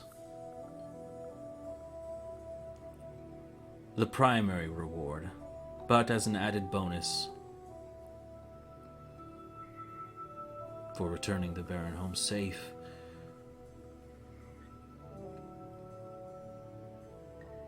$5,000 gold to each of them, as they snap to the guards. Oh, jeez. Or Quill, rather. Okay. Now you have me doing Yeah. it. Everyone's doing What's it. gold, Brandon? I just turned to them and like, I'd like to decorate my house. Yeah.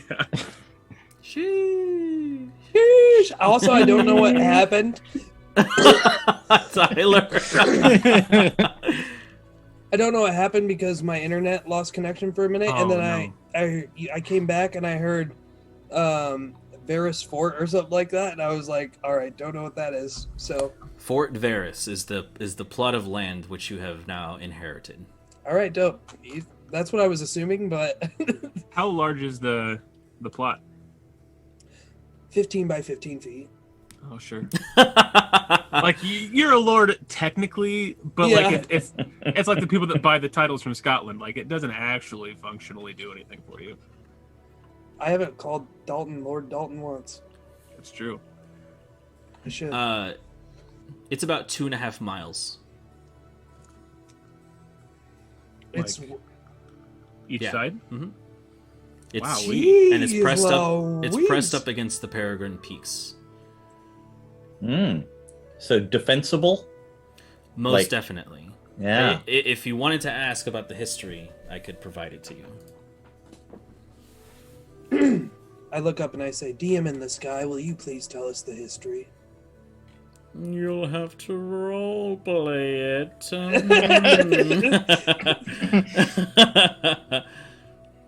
Oh man. He sounds different every time. Perhaps we can learn the history as we're escorted to it. That would be nice. Very well. You say it's outside. How far outside the city is the fort? Several miles to the north. So I think we do probably, at least I do, have some business to take care of in town. Just supplies to replenish, that kind of thing. How many miles is several? Are we talking like an all-day journey or like a couple hours walking? Let me get the map out. I suppose if anybody has dealings they need to do in town, they could just meet us there. Just for the sake of getting there. My business is with gold, and he's absent. And my business is with gold. And it's very present. Rondon dumps all his gold on the ground and starts swimming. Guys, what's gold? You guys What? don't know what gold is? Character Let's see on here. Once Upon a Time. Oh, right. Rondon's Because of been how holding much- gold this whole time. Yes. He runs the Crystal Peaks. Yeah. That's me. Rondon Crystal Peaks Timbers. Your middle name changes so often. I'm Your honestly not backstory gets sure. weirder and weirder. Yeah, I'm honestly not sure what it is. Wait until we talk about my grandparents. If you're cutting through the Peregrine Peaks, it's about 80 miles north. Holy buckets. If Okay. not, then you'd have to go around the We would- Peregrine Peaks through. You'd pass the Druid's Grove, the Lake of Timbers. You could cross the Clwyd River. You'd have to go around past Imal, which is the tribe of Larkin. You'd have to go through the pass up north. Well, at least we got a cool piece of land. We'll have to see it in like a week or so. Right. I mean, that's what, a 2 days journey if we're booking it based on our speed, or am I overestimating? Well, yeah, I mean walking, but if we have stuff we got to do here yet too. Right. Yeah, if you're traveling, let's see. If you're traveling like on horseback, let's say, Sure. you could probably make what is it like 6 miles a day before the horse would get tired. Is that all it is? I think so. That seems really, really low. Travel D&D. For the sake of getting to things, perhaps we should return to the tavern tonight. I can spend some time seeking for gold. We can reunite with Pickles and with Perry and discuss our next steps from there. Great idea. Whatever works. Let's see.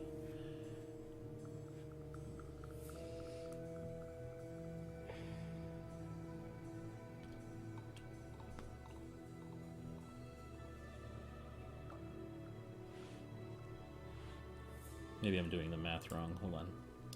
Give me 2 seconds. What's the speed of a unladen swallow? Unladen swallow. What's Yep. the speed of a riding horse? A riding horse is I set myself up for that one. That 60 frickin' feet. Swallow. Yeah. What is it? 60 feet. 60 feet? Okay, so that is...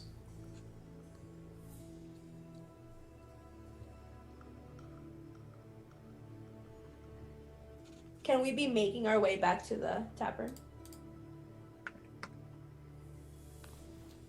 Yeah. So you can... Oh, actually... Distance per day, you could cover 42 miles in a day. That's what it is. So yeah, 2 days of horseback. Yeah.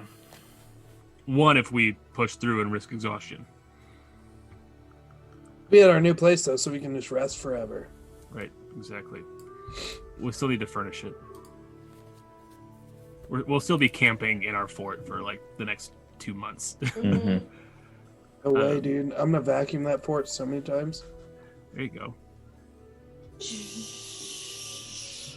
We'll call Saxix for a ride back. Or no, Saxix can't come pick us up in the Underheart, can he? No. Okay. So we'll walk like plebs. Man, I can't believe you're having us walk like a poor person. You'll walk, and then I jump up onto my air scooter and enjoy the nice ride as I have to go very slow because my scooter's too fast. I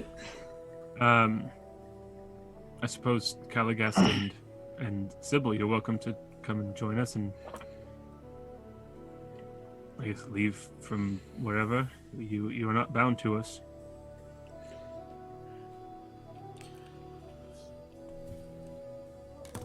I will say, I have enjoyed your company, barring some uncomfortable conversation, but I am grateful for your rescue. And though we may not see eye to eye on many things, I hope that in the future we may encounter each other on more pleasant terms. And who knows, with your title of Lord, you may be seeing me more often than not to perhaps purge your land of any unwanted nasties. You need to rest. Maybe you should just come with us to the tavern. Drinks are on us. How can I refuse? Oh no. Kwansing like starts to dry heave thinking about it, like Drinks? Yeah. Oh man. Don't you remember the one time Oh, Kwansing yeah. Oh yeah. ate pancakes? Oh, what a day. Perhaps we can somehow disguise Caligast again. Can you? I'm afraid he'll cause an alarm. Oh, this old meatball? No. You can see Edrig kind of step forward and look at Caligas in disgust, and he says, "Well, if he's with you all, then I will make it known not to disturb this creature." And you can see them procure essentially what looks like an orange tarp with a symbol of some kind, and just drape it over them, replacing the cloth that they currently had. I thought it was just gonna be like an orange T-shirt that says "I'm with these guys." With Rondon? Yeah. This should get you by just for the moment. Thank you. In terms of Krechik, we have much to discuss. If perhaps before you leave, you may help us with our investigation. There are things that we must uncover within her chambers. Of course. Nope. Bye. Yeah. You can find us at the Comforts Burrow if you must send word to us.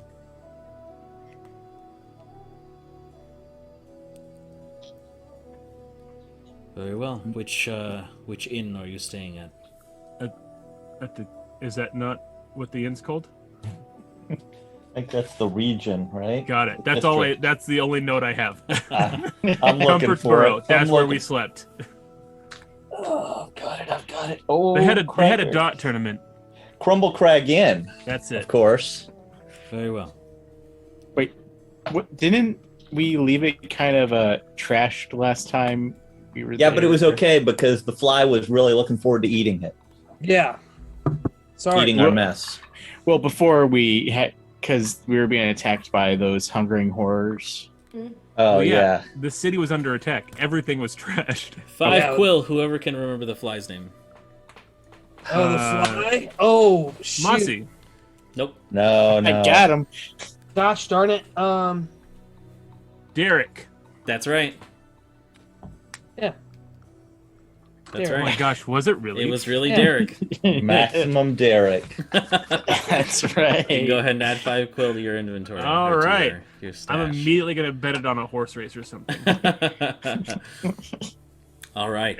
and we return to the thing. Perfect.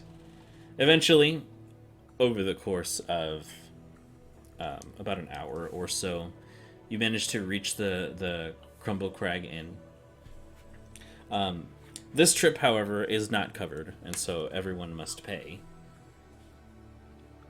Well, dang it. I don't want I'm to do gonna it. take that 5 quill right back out. What's the cover charge? Wasn't it 5 because we bought the whistle? Yeah. Okay, I just couldn't remember. Oh, I added 5. I need. Someone will have to cover Caligast. I got Easily. that. All right, Eric's got it.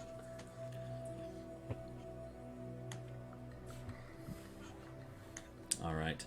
At this point, you arrive at the Crumble Crag Inn. There is...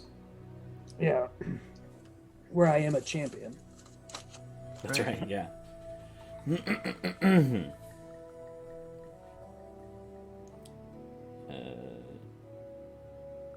Also, Kwansang and Rundown, are your shards like concealed? Are you like wearing them on a necklace? Is it? And, I'll be honest with you, I don't even know how big they are. So, They're about a foot long. yeah, that's what I thought I remember. Like, they were pretty decent size. I just have mine in my container on my back. I was gonna just put mine in my pack, which I'll also then remove my my egg See how that's Which- doing. I can't remember. I feel like, did I role play with what's her name to get the lid for my container back? I feel like I did. You But I did. can't Yeah, you remember. did. Okay, I thought so, but I couldn't remember. So I put the lid on too. Also, just one other thing, really quick, just so it's on the record, we did return your huge amethyst to you, Rundown, Yes. Okay. but we may use it as a scrying sensor. in the I future if guess. you'll allow us. So you enter the Crumble Crag Inn. It is a bit solemn. There are patrons, though there isn't much merriment to be had at the moment. It doesn't seem as though it's depressing or anything like that, but the energy is definitely a lot lower. It seems as though the crowds have kind of thinned out as well. Maybe because it was the week of the tournament that the customers were so present. But you can immediately see Threknai, who was the white kind of fluffy moth-looking three-creen, standing behind the bar, looking to all of you. A smile curls across their face, and they say, "Well, well, well. Look who decided to finally return. I take it the adventure went well." I pull out tin quill. I slap it on the table, and I say, "I think so. Can I get a round for all of us?" A big tin quill. And then I lean over and I go, "Be a water for me. You remember what happened last time." Yes, before any of that, however, I'm afraid that we have to settle some payment for some care for some animals that we've had to do during the last week and a half or so. Just How kill much? them. How Just much? kill. They're yours. Just kill them, they're yours? What the fuck?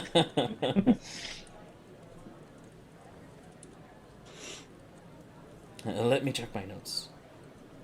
It was Pickles and who? Pickles Who's and that? Perry. Perry. Perry! Harry the doggy. I forgot about Perry the dog. Everyone dare you. does.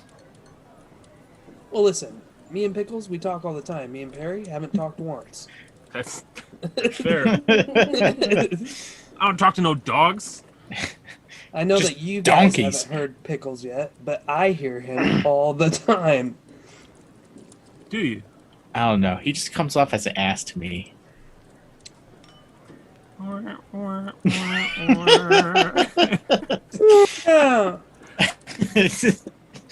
Yeah. Dang.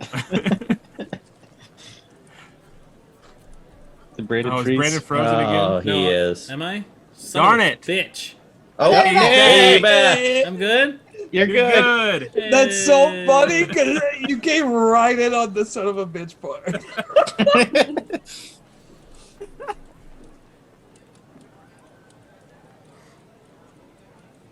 Oh no, Oh. he's alive. Just thinking. It comes up to 18 quill. For both? No, each. Okay. Just take, All you can do is 5. so 46 quill total because I gave him 10-4. Okay. Oops. If I may, I step in. I put 100 quill on the table to cover the care for the two animals, to cover a round of drinks for everybody in the bar. And I tell the bartender to tell everybody that Rondon Timbers has saved the Baron. Lord Rondon Timbers. Lord Rondon Timbers. Okay. Damn it, And Dean. with that, Threknai exclaims into the inn. It seems like we've got some merriment tonight. A round of drinks from this gentleman here. Start the music!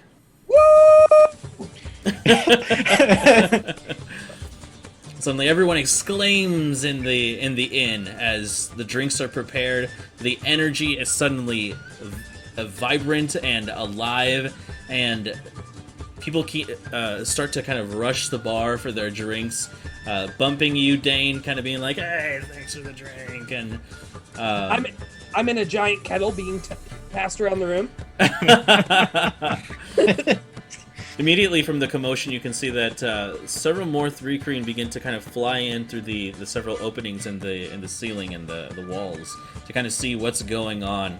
And soon enough, you have created a party all just from thin air, from the mention of Rondon, the presence of Quill, and the dispersing of free alcohol.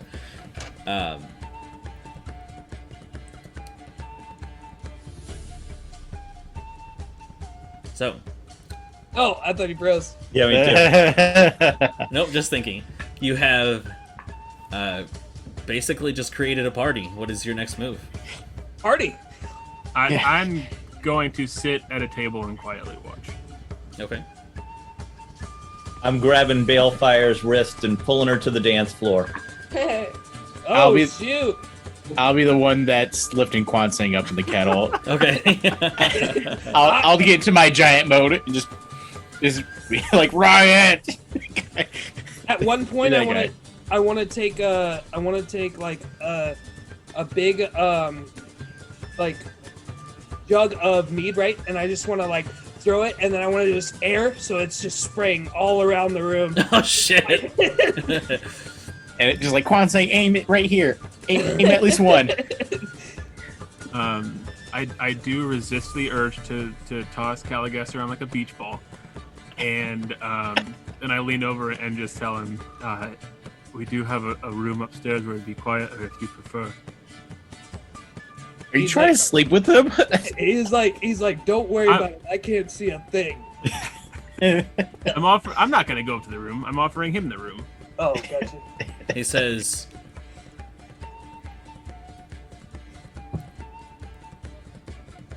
"Do not worry about me.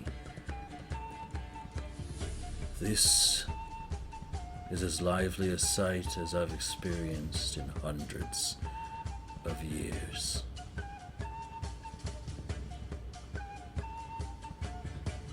Very well. You can see that they just quietly stand there, Beholding things. just taking in the moment. There's no discernible expression on their face, but based off of that, they appear to be enjoying the ruckus. All right. Question, and I'm not trying to be like a grammar police, but you said he's standing there. He doesn't have legs, right? Right, floating, hovering. Okay. I was just making sure, because in my head, I'm like, this beholder with like long, skinny chicken legs. It's He's just like, Mike Wazowski. Yeah, exactly. Yeah.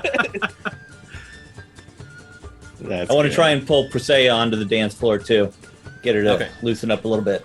She starts dancing, but in a very like unconventional way. Like, what is this person doing? They're like very like fluid. Like, it doesn't match the rhythm of the music at all. But you can tell that maybe she's used to dancing to different kind of Elvish music. It's I like, pull Sybil in too. Okay. kind And of turned to Kwansang and like, veils are weird. and Yeah. Sybil, she's been around a dance floor. You can immediately tell she is fully enjoying the moment, dancing with the cutting beat, rug.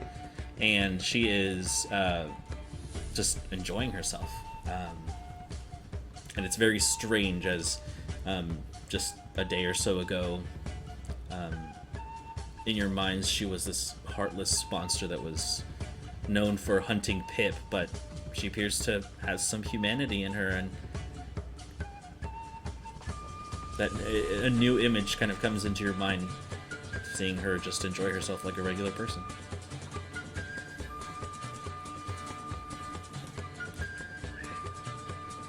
Eventually, Kwansang, you notice a very familiar form suddenly buzz into the room. Oh god. As you can see, the tall, kind of lithe form of Ursul suddenly approach you, and he says, "Well, hey there, champion." I say, Ursul, come join the party! I'm fine watching, but I'm glad to see that you're safe. Listen, you might have been second in darts, but you can be first in dancing! He shakes his head and begrudgingly joins you. We can dance if we want to.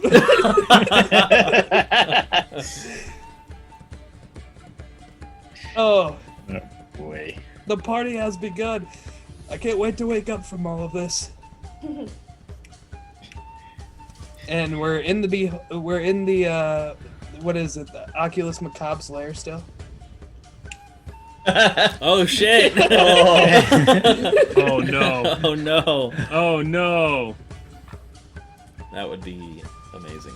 That would suck. I'd love it. Eventually, over the course of the evening, you are all completely trashed.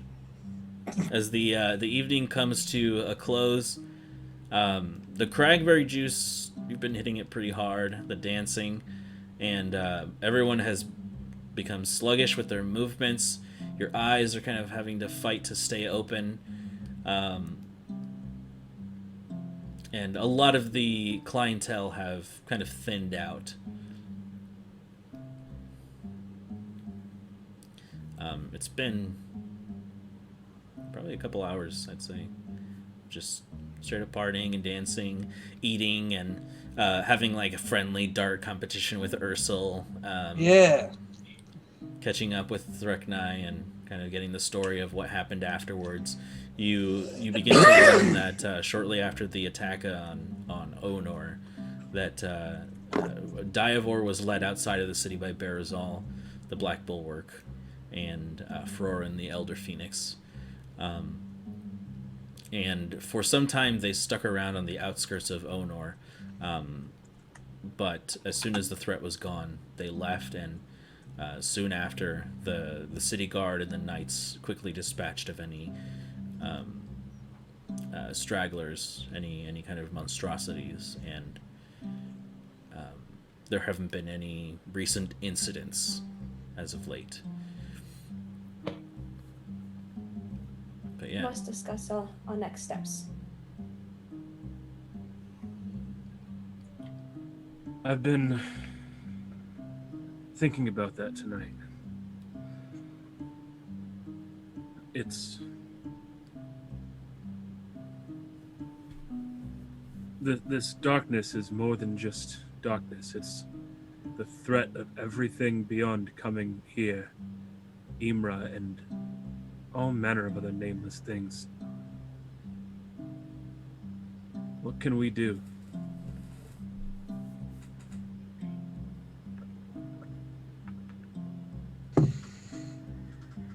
Guys, this room is spinning. I thought you were drinking water. Me too. I mean, it surely went down like water after a while. Derek like spiked your drink. He's over in the corner like.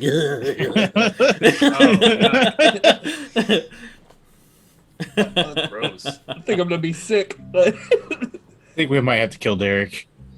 To answer your question, Dane, I think we just have to be persistent.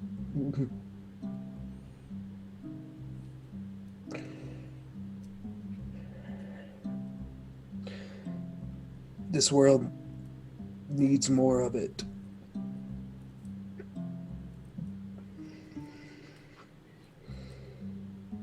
Leaning into Quan saying, like, you might as well just feed Derek.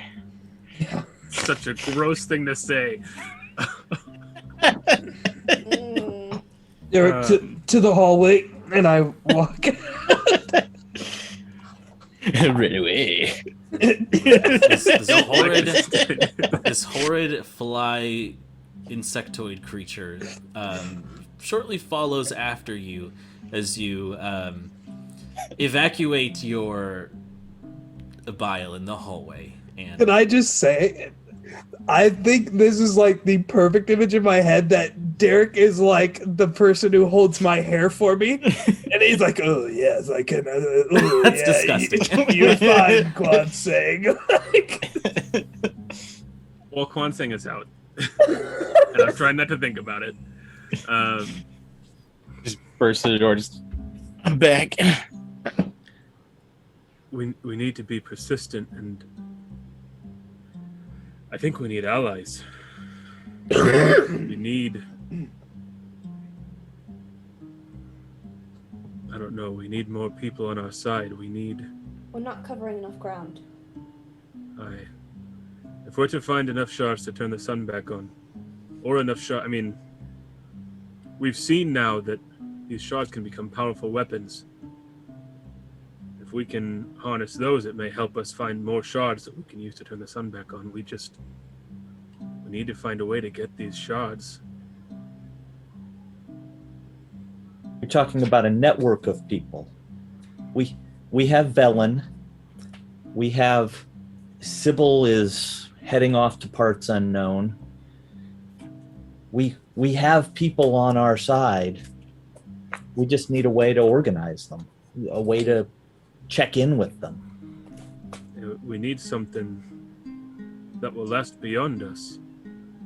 Even if we manage to restore the sun, who's to say something like this won't happen again? Come back into the room.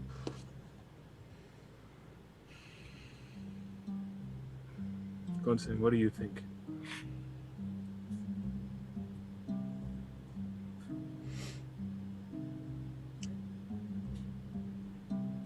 I think that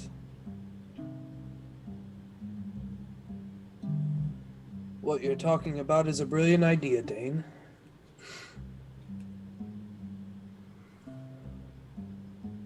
We have plenty of connections.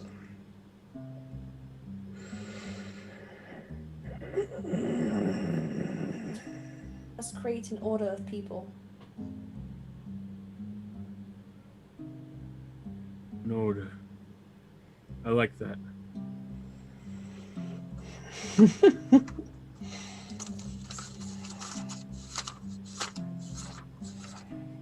The Order of Starlight. I was gonna go with Phoenix, but I like Starlight better. I think that's copyrighted. I walk over to Dane and I start laughing and I rub his head and I go, "Hello, Starlight." Order of Starlight. I'm gonna just put Kwanseng down. Kwanseng, come here. Like you're gonna kill him? Someone's got to. Hey, Presea pipes up and she says, let me take care of him. And she, well, first, I'm just gonna say, does hey, if anybody you have any diamonds? Ew. well, There you go. okay. Well, if you got leaky berry juice, I think that could also do the trick. She casts Greater Restoration on you, Kwanseng. Boop, boop, boop. And suddenly you are snapped out of it. Yeah, like almost like immediately the bags come like fill themselves in and Kwanseng stands straight up and he's like, "My apologies." I'll have to remember that trick. I we would gotta. just prefer next time we ensure that they give me water. I'm just saying, leaky berry juice could have also done the trick as well. I also feel like you can just look in your cup before you drink of it. When Rondon says the leaky berry thing, straight up anime like the mom who's mad at her child, like, "No, Rondon, this is not what I need!" Fire behind me, big eyes.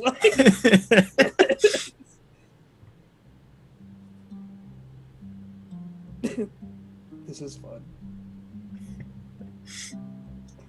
So an order,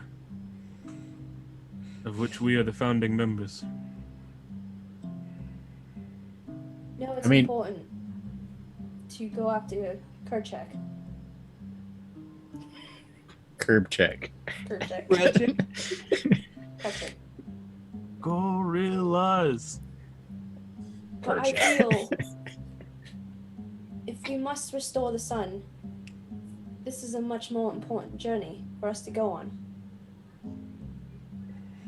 They go hand in hand, but both need to be done.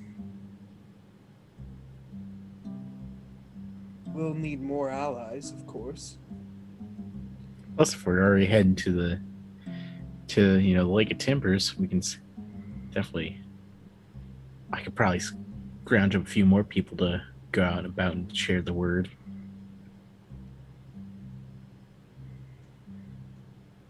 Spread the message of the order.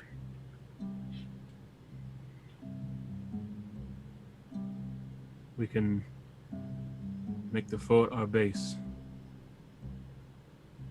There's enough land we can support people if they come to stay. Grow crops. House, if necessary, a small militia. What if we rename this little plot of land and kind of make it its own little village? What'd you have in mind? Well, Starlight Village has a ring to it. I don't know if it's already taken.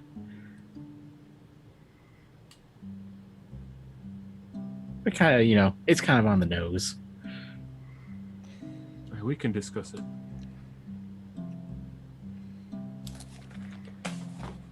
Let's see it, and then we can decide what it's called. We walk outside, piece of shit. Damn it. Total garbage. Bit of a fixer-upper. One word. I'd like to visit Antorian.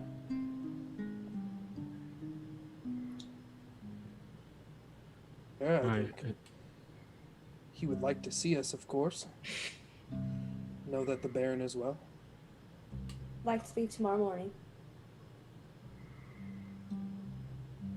Also, just kind of like a little side step. This feels like one of those 2 a.m. kind of talks.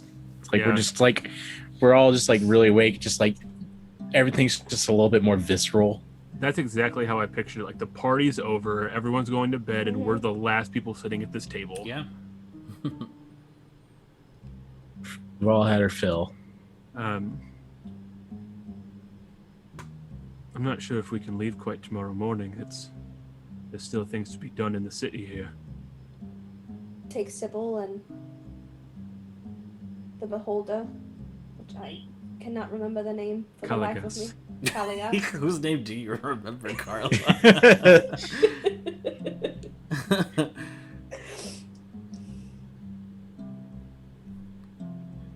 Go on your own. Find recruits along the way. Spread the word.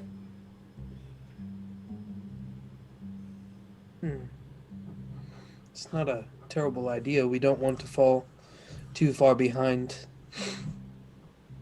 Kretchik. And while you're there, going to find Kretchik, I could build on our property. The land.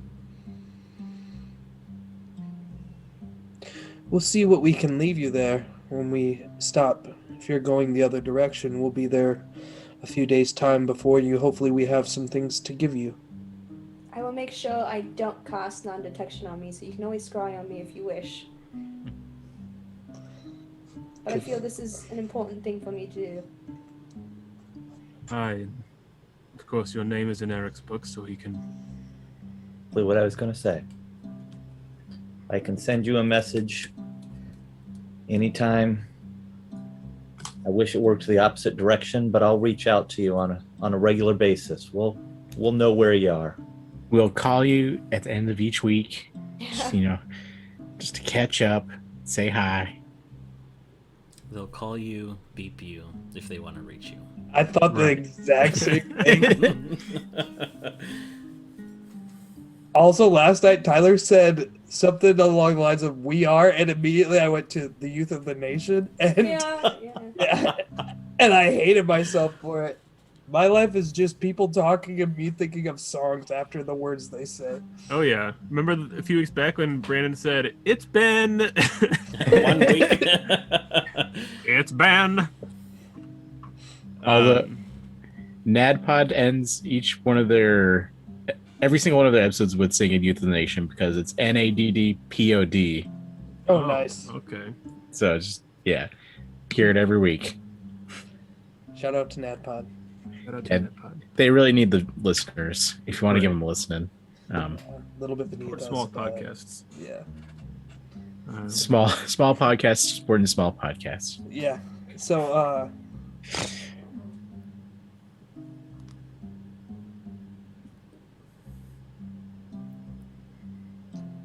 would Is you... Sybil at the table with us? Looking around, she's not at the table. In fact, you can see her kind of... Bill dancing.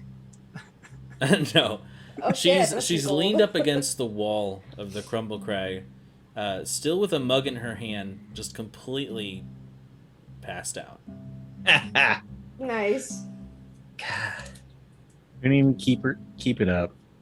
Yeah, are you sure you have to take her with you? We need allies. But do we need this? I'm Should we kind of get fond her- of it. Should we get her opinion on it? does pain me to say it, but she would be a good one. Aye.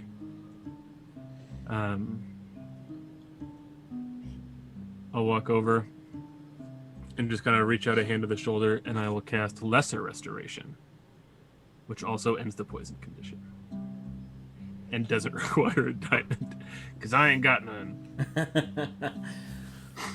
So you cast Lesser Restoration on her. She wakes up, but she's still hungover.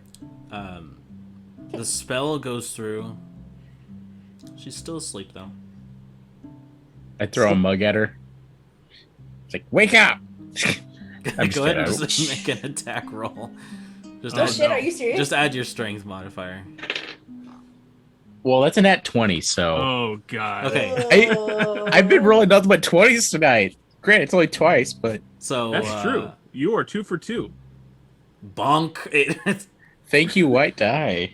Right in the face. Racist. Yeah, it clanks her on the noggin and just ow. As she Oh god. takes off her hat and just opens her eyes, because kind of like It was Dane. very squinty, just like waking up. Looks up at you, Dane, as you're kind of close to her. What the hell was Sorry. that for? I was going to wake you up more gently than that. But apparently my friend had other ideas. Will you Certainly did the trick. speak with us a moment? I think Balefire has a proposition for you. Yeah, just don't throw any more mugs at me. I already Hear had that, one more Rhonda? mug. I already had one more mug in my hand, just waiting. What is it you wanted to discuss? You up for an adventure? That depends if there's coin to be made. The possibility of restoring the sun.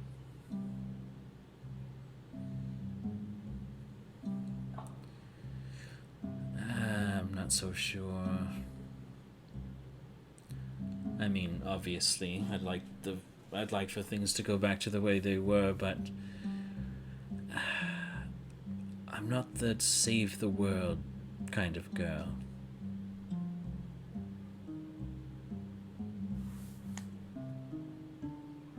Alright. I won't try to convince you. If you could provide steady wages, then we're talking. What about a steady wage and some companionship?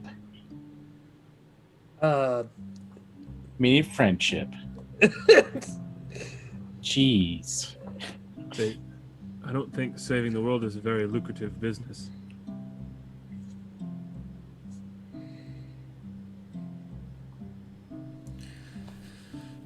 sure, but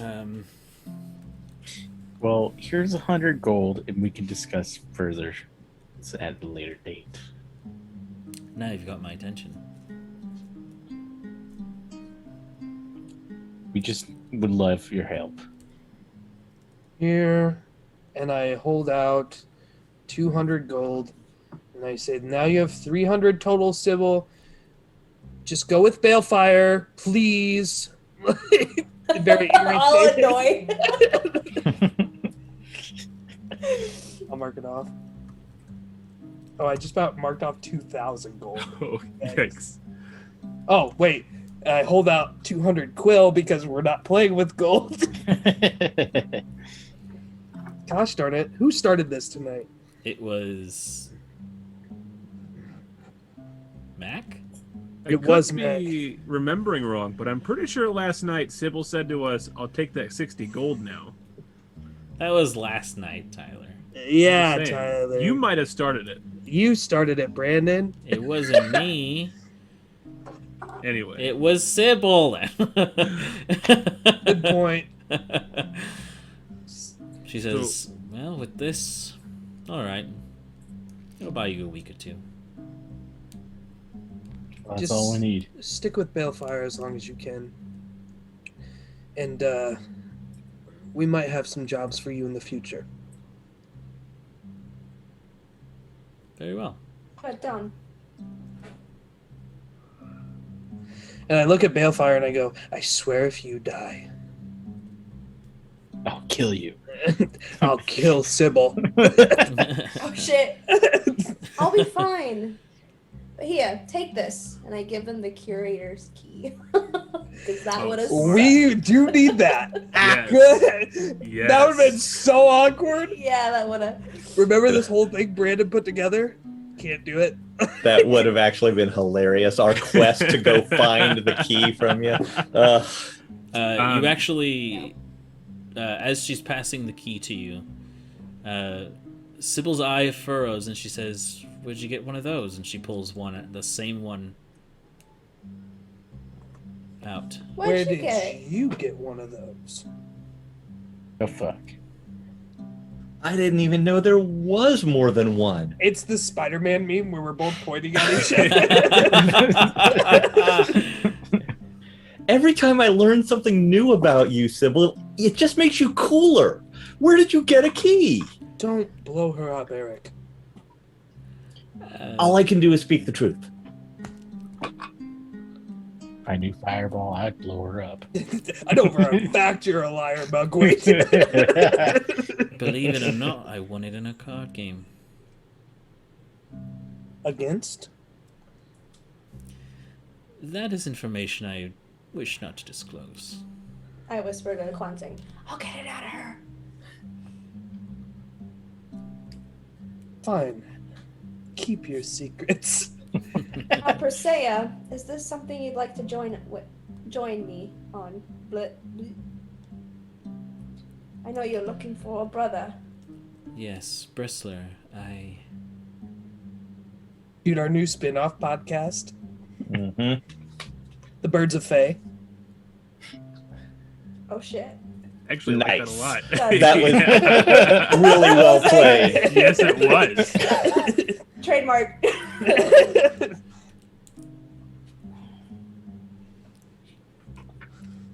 while I am certain that you will need all the help that you can get,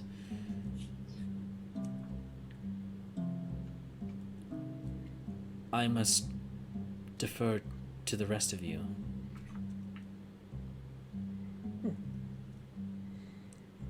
Our relationship has strengthened over the course of time that we've been together. And I see you all as very important people to me.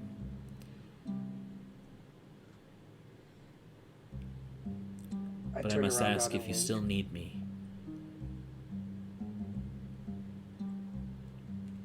Now, listen, baby. I will always need you, but it might be the drink talking. Who knows? She decides to leave just because. talking Listen, in Novice Now, right now. It's just like, well, nope. What does that mean?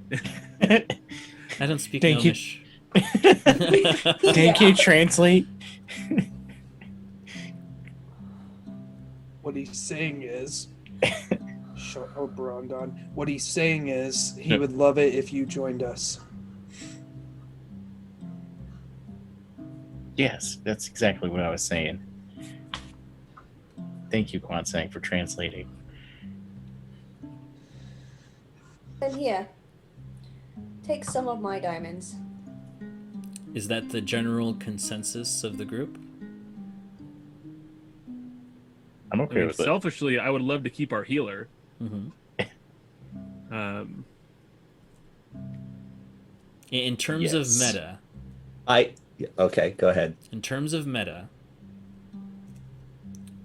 would you rather keep Presea or Sybil as your quote-unquote sidekick character? Persea. Say I it. know. so yeah.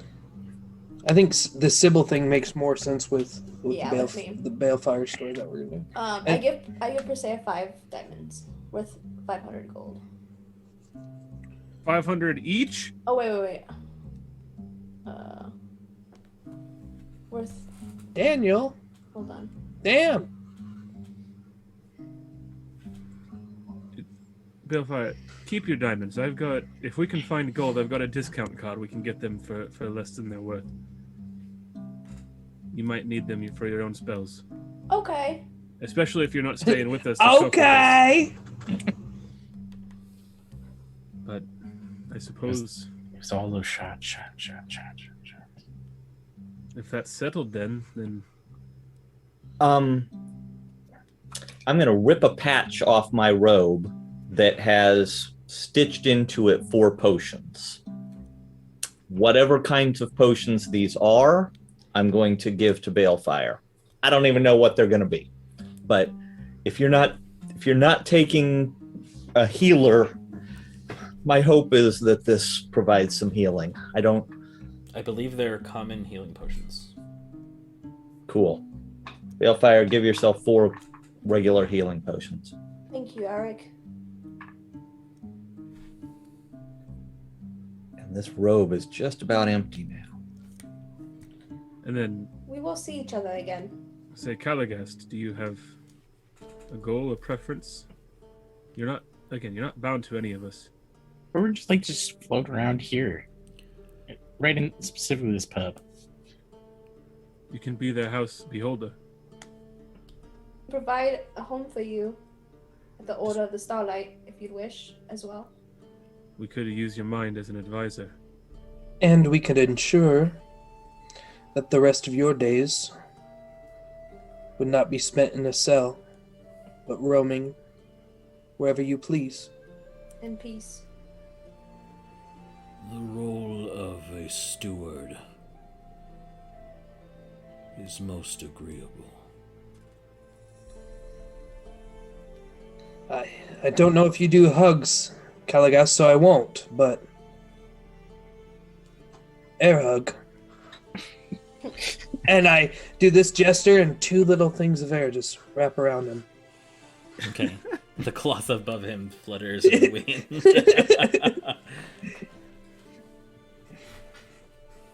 And I chuckle and I looked around and I go, it's a thing that me and my people do. This is so weird. If you crap. Oh, I Am I crap so all the sneezing time. again? Excuse me. Blessings. If you travel with Balefire and Sybil, you'll reach the open air sooner, my friend. But you're welcome to come with us as well.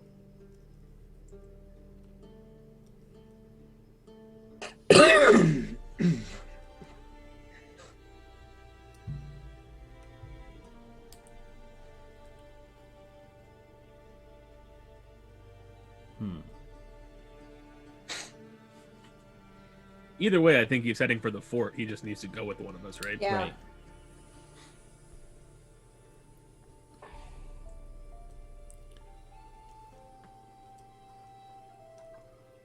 let's see. So Balefire is heading to the fort sooner than you are. Is that right? No, later. She's Later. gonna go to Antorian first And to then let him know yeah. that we saved the Baron, and Gotcha. then we'll go there. Probably beat her by a couple days, and then won't see her. So then again. Caligas will go with you guys. Okay. Mhm. and Sybil and I might go. Like, might take longer to get to the fort or Sure. to our Yeah, land, if depending you're on. wandering. Yeah. Cool. With the NPC sorted, Delphi, would you like to say goodbye now or in the morning?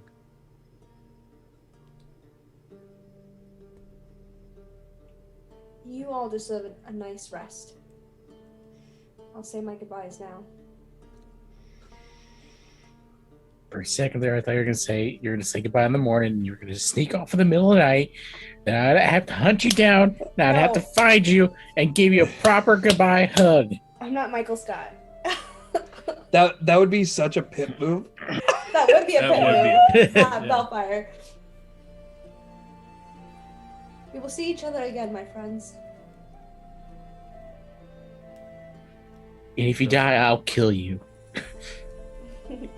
That's a promise.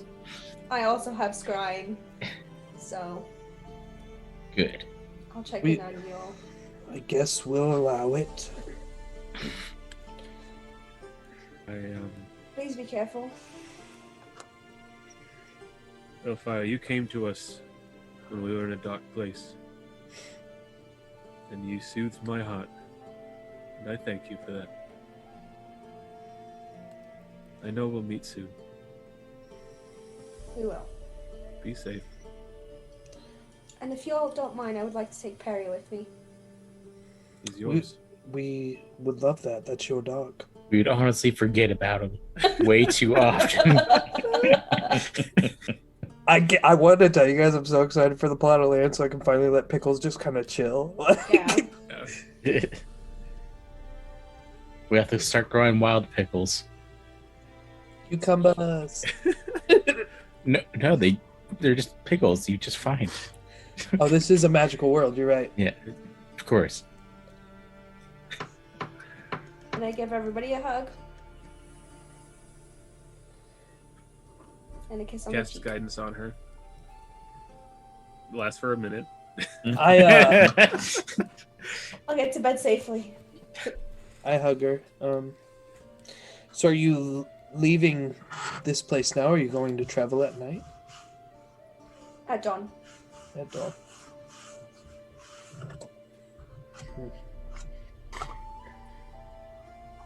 And I go to Kwansei and I kind of like put my hand on his cheek and I say, I'll see you again soon, Alexander.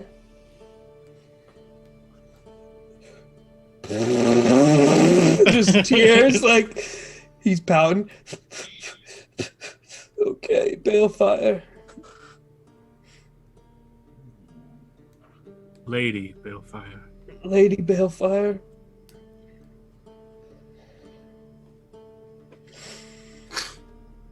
Yeah, guys. Okay, but wait. Whenever she makes her way to her room, I want to chase her down real quick, and I say, I didn't want to do this in front of the others. Would you do me one last favor? Of course. And I pull out the Twilight Flower, and I tell her where we buried Pip, and I say, would you bury this over top of Pip's, or would you plant this over top of Pip's grave? Of course. And then I take out my bag of sand and I put a little bit in her hand, and I'm like, I don't have anywhere for you to keep this, but Sorry, I've got a bag. I've got a little bag. okay. So I pour that into her little bag and I say, and put this there with it.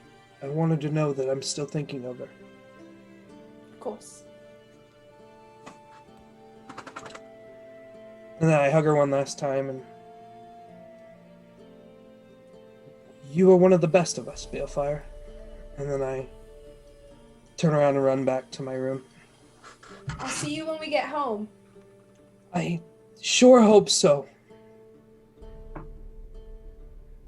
I'm less worried about you. I'm way more worried about Quadsang dying. And with that, The last thing that I want to do, sorry, I want to take off the Cloak of Elvenkind, take a part of the parchment that I borrowed from her, and write, "You'll need this more than I will," and hang it on her, on like the corner post of her bed. Then she puts it right back on your bed and leaves a note, says, "Nope." No, you. So if you want to add a Cloak of Elvenkind for whenever you come back, you'll have it, and I'm removing it.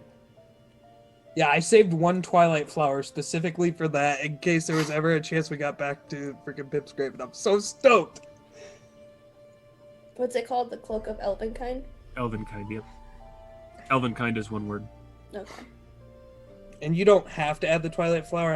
I'm assuming, Brandon, you can just somehow narrate that in there somewhere or something. Figure it all out. And I'm set. I'm good too. Okay. And with that, everyone takes to their rest, finding yourselves in your each individual rooms.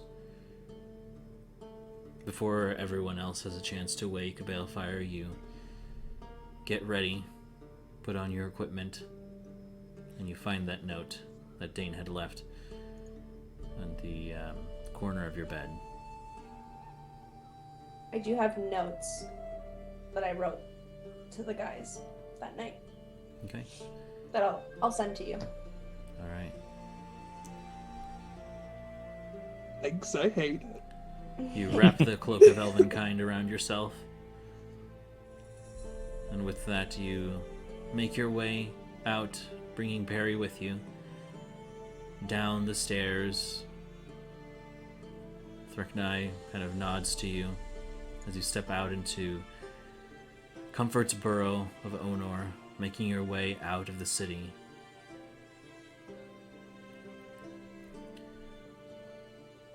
You find the moonlit sky gracing you that night, until you come to face with Antorian, almost serendipitously appearing before you.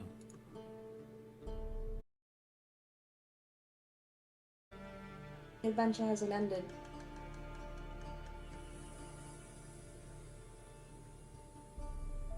The story is still left untold, but your presence will have greater impact than you will ever know. On to the next chapter. That worked out great. I was really afraid we were going to spend the whole night fighting our way out of the Crystal Caverns. Yeah, that was perfect. And then good old Eric Mugweed coming in with the teleportation circle. Yeah, that was OP. That was clutch. So good. So, yeah, we'll have a new adventure next time I'm here, guys. So. Cool. Okay. I'm excited to hear about the stories. I know. I think Brendan and I will just talk and see where it leads us. Yeah. So. Thank you, Say Carla. goodbye to Balefire, Carla, for the time being. She's dead. We're not sure how long it will be, but hopefully she'll be back soon. Yes. Yes. It's not funny, but when Max said, "'cause she's dead," I pictured Antorian taking off and then them getting hit by an airplane. Just like out of nowhere, just boom. Perfect. I'm sorry. And now there are airplanes in this world. Canon now. That's like a Monty Python. I'm so excited about the Order of Starlight, though. That's gonna be so awesome. I can't wait to build this. This is gonna be know. I'm so pumped. All right, guys. All right. We shall return. Sans Carla. Oh, we shall return. Oh, it doesn't matter because he froze, and we're just gonna have to return when we return. Yes. Son of a bitch. And hello, and welcome back.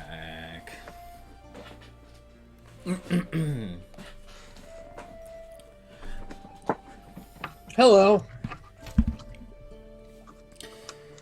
We're back from break. I wish I was like better at like just doing like accents and stuff, or sorry, impressions.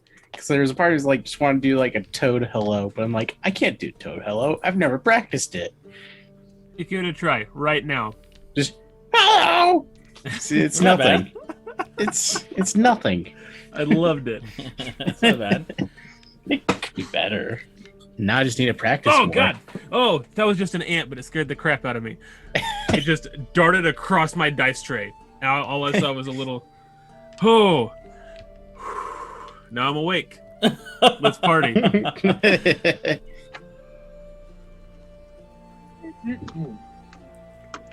How many ants are hiding in my dice? As we have 7 people watching us right now, and our stream is far enough behind that they're not watching yeah. anything. And each one of them is special. That means we're in the future. Whoa. Whoa. All right. All right. Oh. So, you each awaken at relatively the same time or so.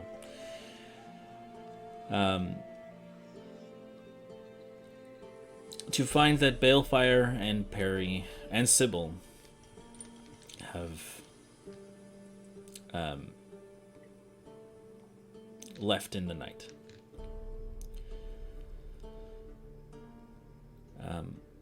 On her bed, as you quickly come to find, there is a letter. You quickly open this letter, and it reads as follows. I'm not going to do the impression because that'll just get us all giggly, so I'm just going to read it. Okay. Read it. I'll imagine it in her Sure. voice. It says, "My loves, thank you for allowing me to be a part of this great journey with you. You are all in my heart as I travel to spread the word of our order. I'll make you proud as you have made me. We will see each other again soon. I promise. Rondon, keep being the hero we all aspire to be. Dane, to truly love another person is to accept the work of loving them is worth the pain of losing them. Your hearts will reunite soon. My Alexander, may you find answers as you seek your parents. Know that the person you are is someone they will be proud of. My Eric, even in the darkest vale, your presence provides the brightest light. Don't forget that. See you soon. Your Balefire." And just, right through the heart, man. That's how that note felt. Oh no. I wonder if she had to have packed socks, right? She's going to be okay. I mean, I can only assume so. She'll be fine. Wait, where are all these socks doing in my hands? Rondon, you stole his socks. No, I didn't mean you. So Come weird thing back, to Bill. do. Come back, Bill. Wait, call and wake Carla up. Like, wait for just a second. I accidentally took your socks. I don't know why or how. Here's your socks back.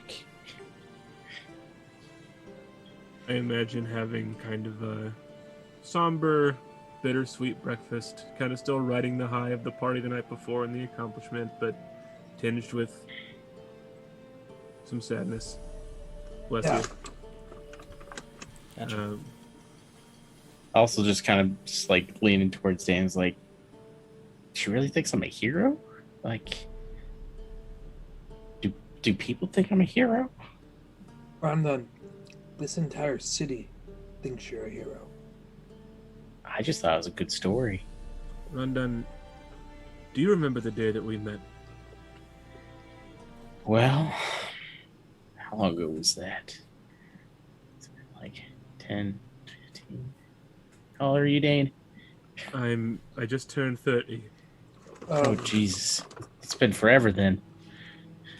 We met in the guild when I was 18. But long before that, I had slipped away from Claudia at the market, and I had tripped and fallen in front of a horse cart. And a gnome with a black goatee pulled me out of the way, dusted me off, and disappeared into the crowds. It took me a long time to realize that was you, but you've been a hero longer than anyone here has known your name.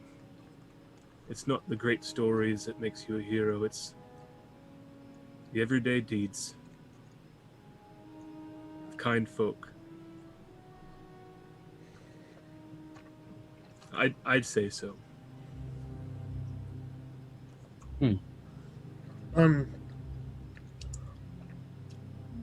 I don't want to break this up. Oh, never mind. There it is. Keep going.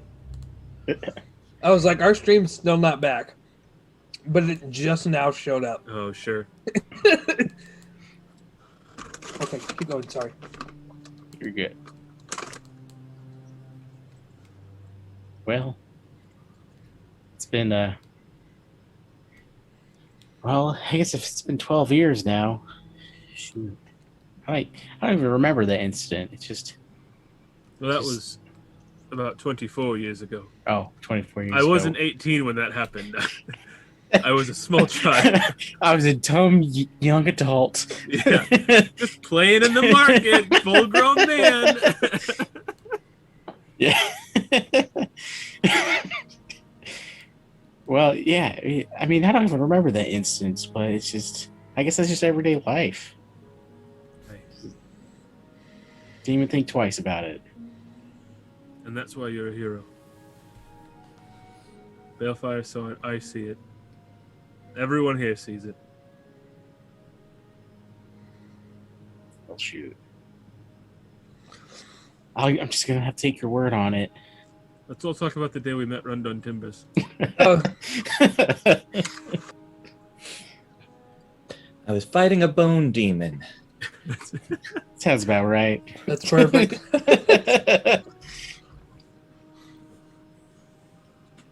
I think it would be a lot of fun, though, Rondon. As I mentioned last night, I think we should stop at the Lake of Timbers on our way up. I guess we probably have to go east first, but Well, it'd be nice to see my family again. It's been a hot minute, and I'm If talking I- real hot. If I recall the Dungeon Master correctly, unless we cut through the mountains, we do have to pass through the Lake of Timbers. oh, do we?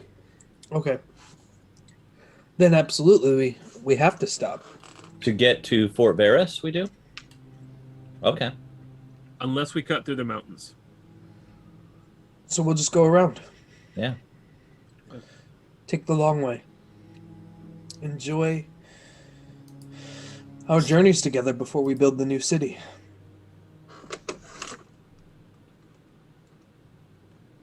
I wonder what Mom and Pa are doing right now. Oh, we'll find out when we get there. They're probably doing something real dumb. Before we leave, I do need to find gold.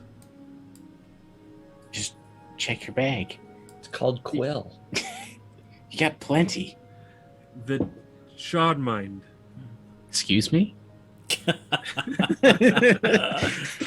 dare you? Let me see if I can't do something quick.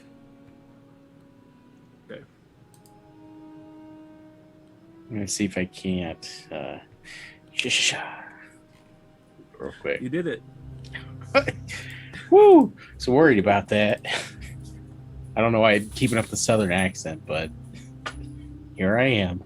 Because it's Rondon doing the I heard the DM in the sky. It's like, and they're just saying, I wonder if I can. I'm like, can you? Can you DM in the sky? What are these measurements? I found this post-it note. 2 at 7 1/4 equals 14.5. 4 at 5 equals 20. Good math. I was cutting wood for something.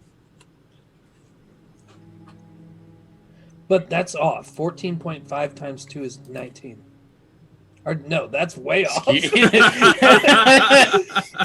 Did you say it equals 20? 7 1/4 times 2 is 14.5. Maths. 4 times 5 is 20. Oh, Check out the, well, maybe it won't appear immediately, but I've gone ahead and put the map out on the, where the combat nice. would be. Nice.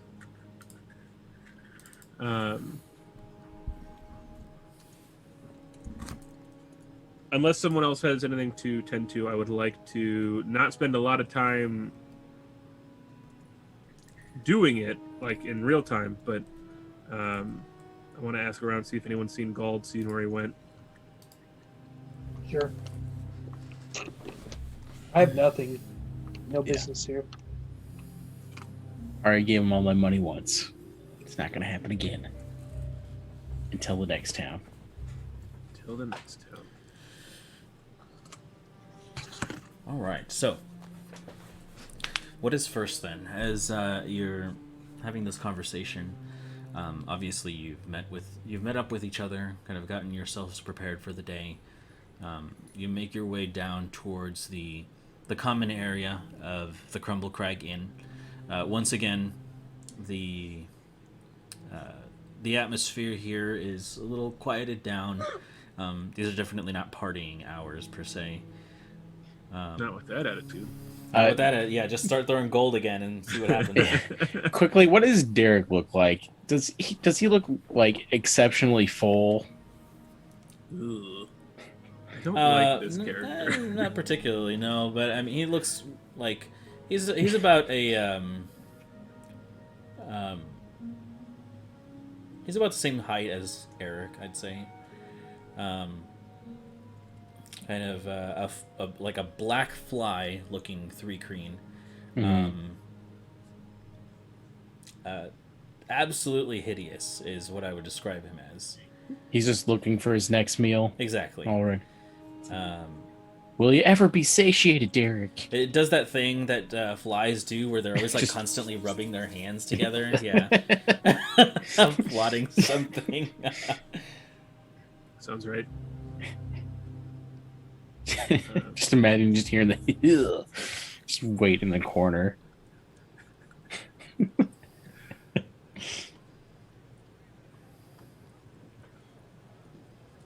So I'm going to start asking around about Gald. That is, I think, my only remaining order of business in the city. Gotcha.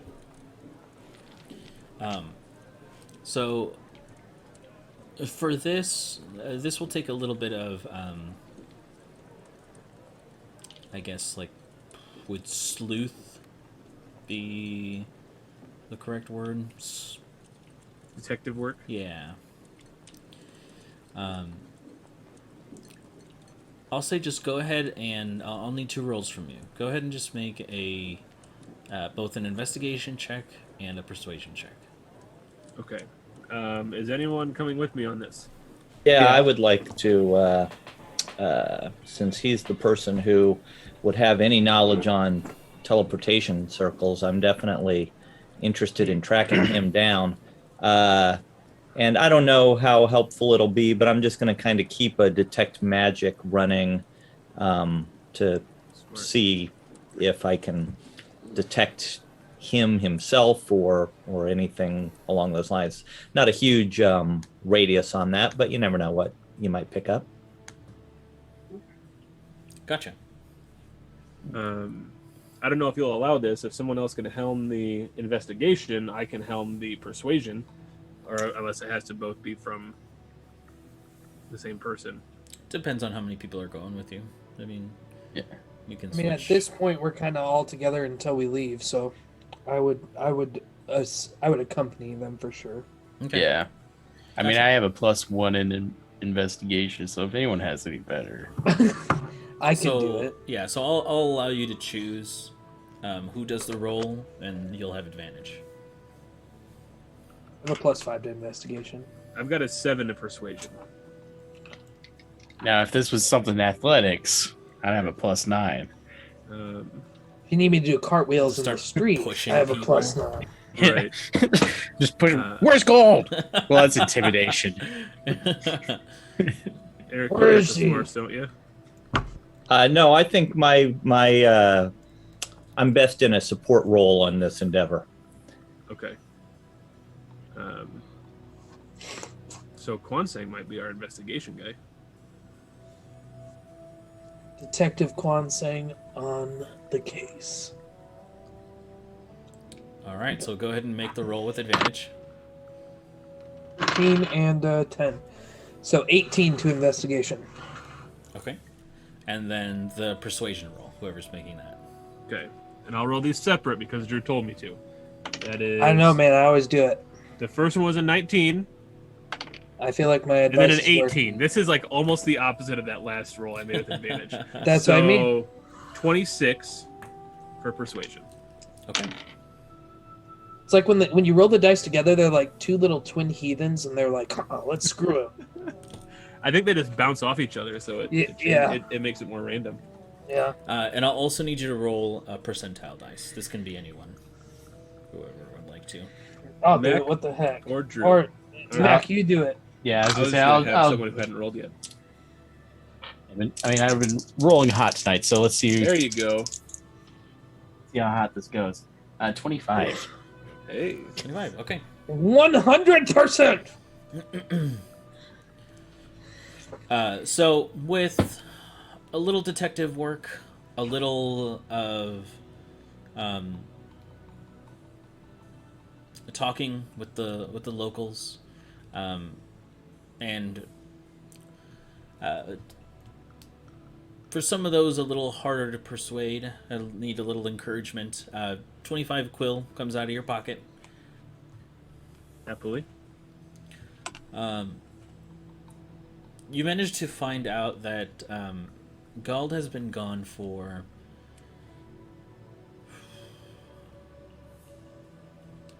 about 2 days or so. Not terribly long. Hasn't raised any alarms. However, it's a little unclear as to why exactly they've left. But speaking with Gritik, which was the jeweler. I say, I know it was empty before, but he's still around then. Yes. Okay. Yes, he is still there. It has been discussed that Gald needed some time away, but it was never fully disclosed where they had left to. From just speaking with the locals, you had seen that they did indeed leave Onor, so they are no longer within the city, and you can also tell that they left on the back of some beast of burden, meaning that they are traveling further than just the local area, perhaps. But they're definitely no longer within the city. There's no expected return time. Nothing of the sort, no. Okay. Well, that sours my plans.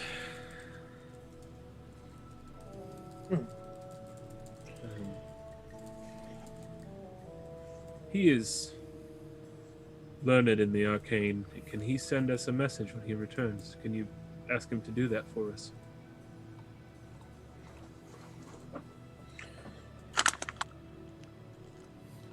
Bad idea. To Gritic. You're asking Gritic. Okay. Yeah. No, just Asking some him- random commoner. Yeah. Hey, can you pass on to Gald? He's like, I'm 7. Like, Just do it. right. Yeah, he says, Can I ask questions? yes, of course. If they are to return, then she'll send you a message of some sort. Hopefully sooner than later. Perhaps we run into him on the road, but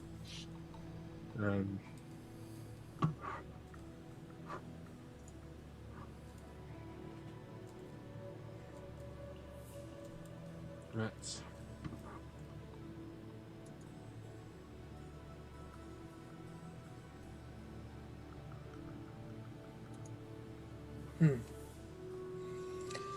Well,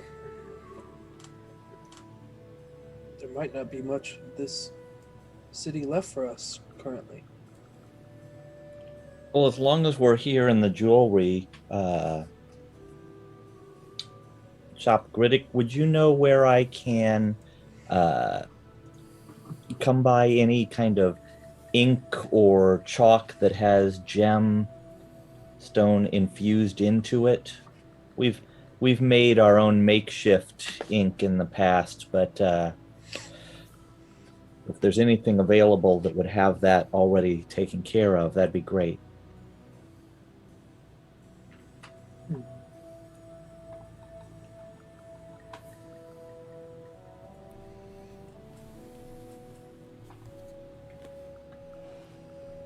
Let me think here. Let me get my notes.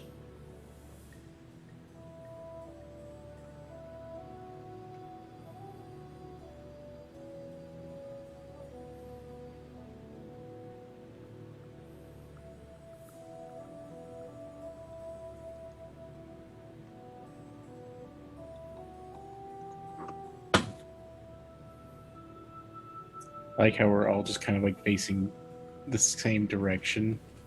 Are we? Yeah, mostly. I mean, Brad, you're looking down into your, well, to your left, or down to your right. Yeah, that's the one. You guys are Everyone's gonna think this is super stupid, but a majority of the night, I have had the pronunciation of tympanum up because I didn't know that's how you said it, and I was called it tympanum all night. It's one of my new attacks. It's good that you're prepared. Yeah, and I just like, I don't know, every 5-10 minutes I go over there and I hit the pronunciation button to hear it again. Timpana? It's tympanum. Timpanum. But yeah, I was like, tympanum. The tympanum assault. And I was like, that, I don't think that's how that's said. I was right. You were right. It's kind of like, it reminded me of like seeing this one like TikTok on like when you're talking about a singular, one of these singular instruments, it's not a timpani. That's the collection of drums.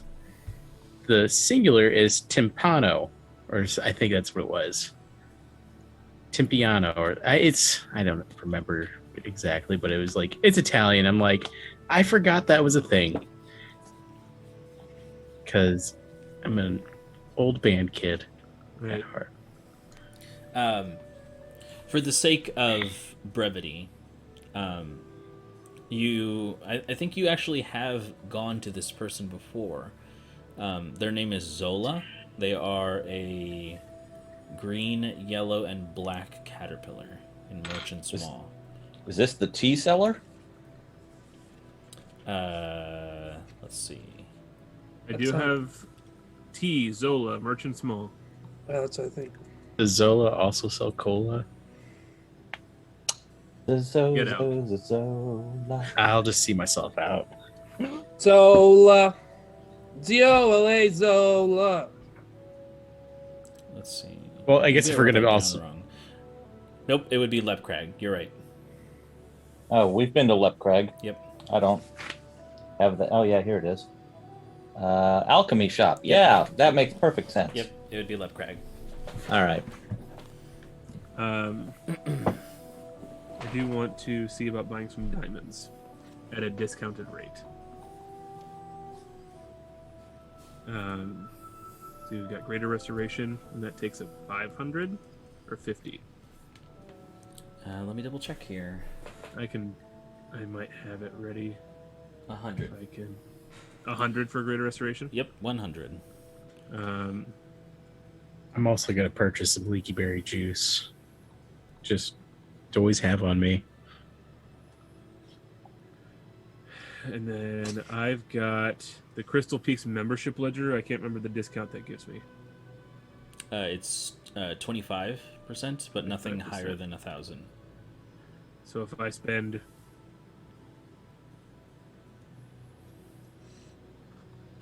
$400 quill, I can get 500 GP diamonds.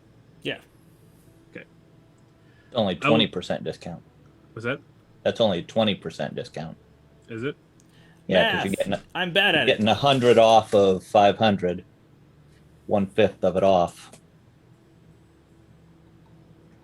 So if you wanted 500 quill worth of diamonds, 25% of that would be 125. You would pay 375 for it. Okay. I want to make it an even number.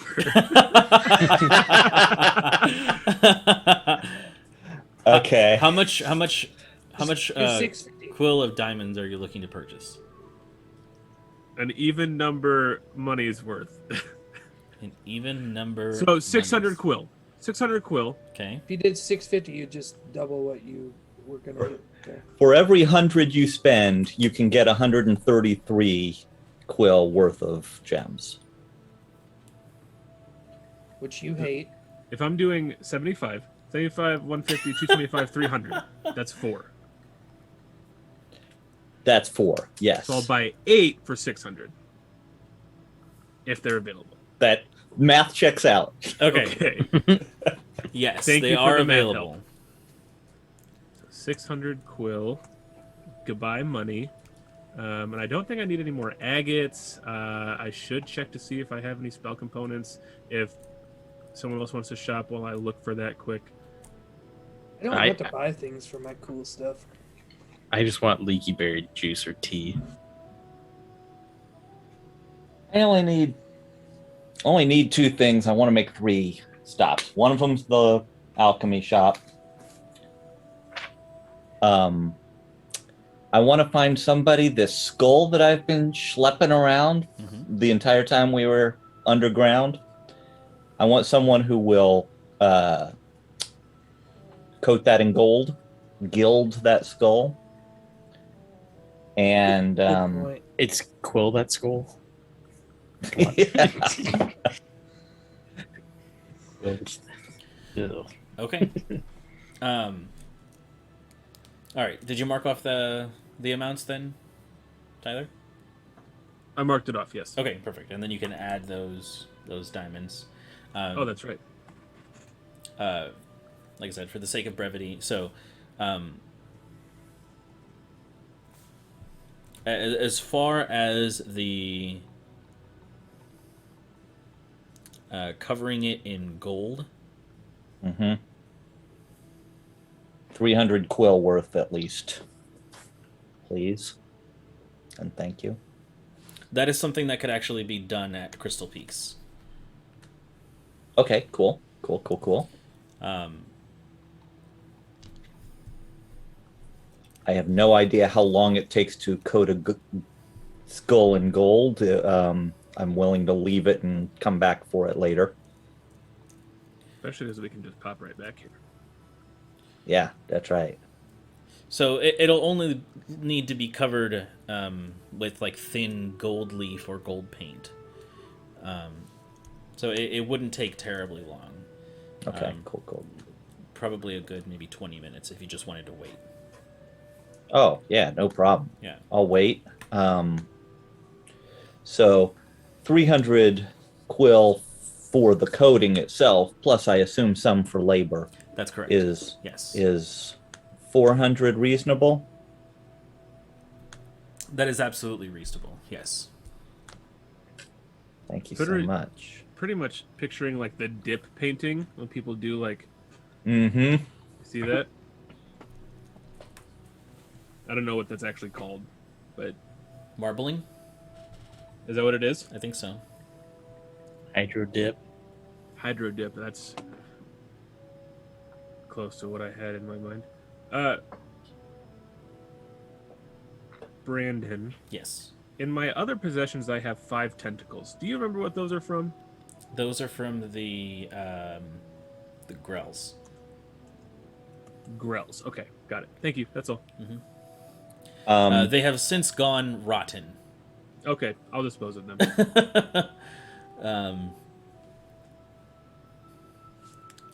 Anything else, Eric? Anything else for anybody at Crystal Peaks before we bop somewhere else? I'm just Yeah, hopping through these. yeah. I couldn't find anything that I need spell components for that I don't already have. So To Leap Craig's shop, looking for inks, gem infused inks, as well as I just want to check what their potion stock is since we're here anyway. Gotcha. All right. So, as far as the inks go,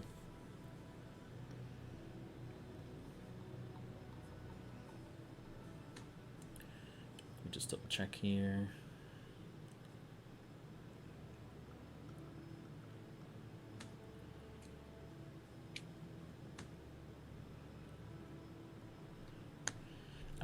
So they have, for the very specific reason for teleporting, they do have different kinds of sizes of vials. They don't appear to be much bigger than each other, but it is communicated to you that they hold more, or rather more value at least. And so they come in increments, so that they have single uses, which is just, a 50 GP worth of gem infused inks, and then 100, and then 200, and then 500. Let's go with a 200. Okay. I'll match that. Okay.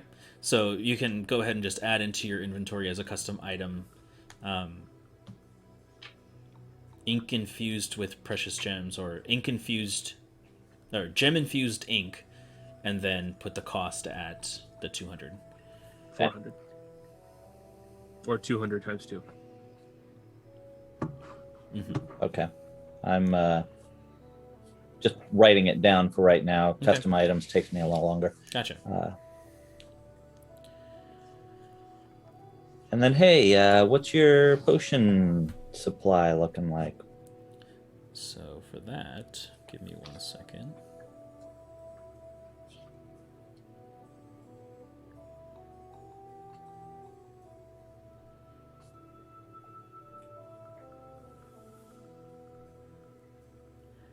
Is there music? Oh, is there not? Oops. Oopsie. And supposedly I had been putting all these different tracks on. Idiot.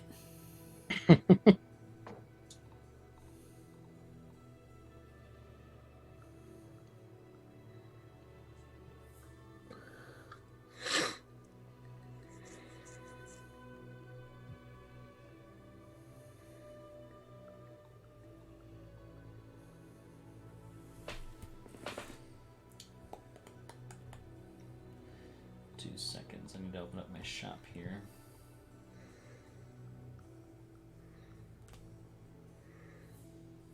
So he's looking as like anything anyone else is looking for.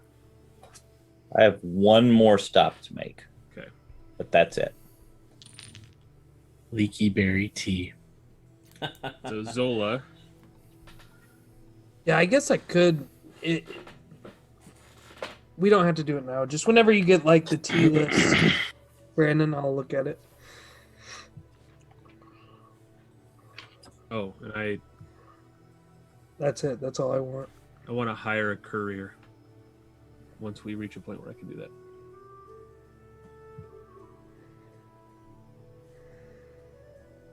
Gotcha. All right. So we've got a potion of clairvoyance. Son of a... Why is this being so weird? Here we go.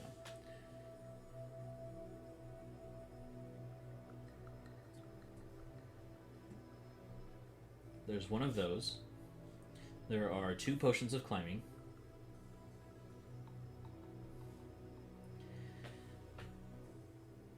We've got 3 potions of fire resist.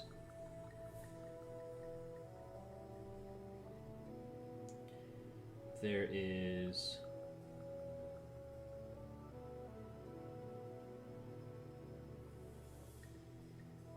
1 potion of invisibility.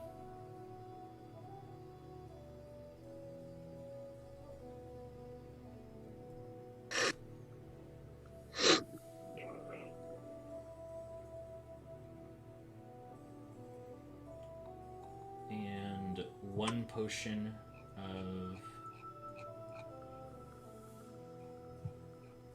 necrotic resistance. That's what it was. Alright, this is my base. Hello? This is my face. Any healing potions? At the moment, they appear to be all cleaned out due to the recent happenings. Yeah, that makes sense. That makes sense.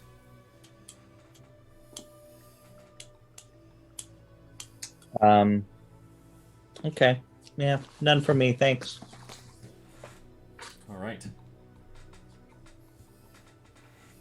And then whatever sword blacksmith, blacksmith's not the right word, sword maker. Somebody who would make a good sword. Swordsmith. And Bladesmith? armorer. Wait, Yeah, can we you- went to that place with Rondon to get his armor fixed, but I didn't know if he also did weapons. If it's made out of natural materials, I can work with it. Yeah, Let's it's not see. from me. Karip is a blacksmith who works on armor and weapons made from all kinds of metals. Cool. So I want to go to him and commission. This is your life's work. This is going to be the masterpiece sword that everyone will be talking about. This is your legacy. You are going to make the finest great sword you have ever made.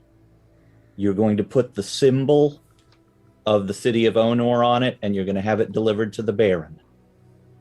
This will be your masterpiece. I love you, Mike. And what kind of material is this going to be made from? Sorry, do I know you? No, Sound. I don't think you do. Oh man, your voice sounds so familiar. No, we've never met. Do you have any recipes that involve spinach and cream and puffs of some sort? I don't know. Listen, buddy, I've got work to do here. Oh, sorry. Please continue. Okay, now I'm going to have to look to my friend Rondon, who's talking about spinach apparently, because he's the one who knows the most about bladed weapons and that kind of world. I just know that I want the best, but what kind of material? I don't know what the best is. That's not me. Well, have you thought about wood? Yeah, for a great sword, I'm not sure wood is the thing, is it? Wow. What do you have to offer for material? Well, currently I work with iron and steel, but any kind of foreign materials are usually brought to me.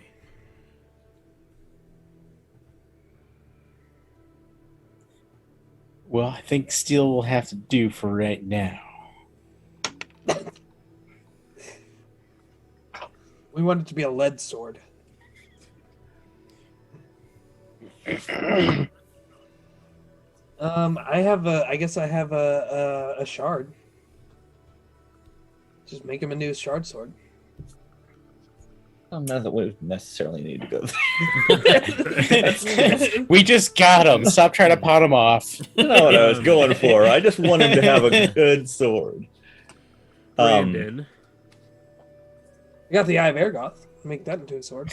There we go. Just straighten it out. And Yeah. how large are a bullet's claws, and are they metallic like their hide? How large? Well, they are typically large creatures. I would say their claws take up. I know they like burrow, so there's probably probably quite a like bit a good of. 2.5 feet. Pretty like. So 2 of them wouldn't be quite enough for a greatsword. Not really. You're trying to use like their nails or their claws, like their. Well, they're like metallic, and they can be forged and melted down into. It'd make a Valuable. good sword for sure. Would it make a longsword?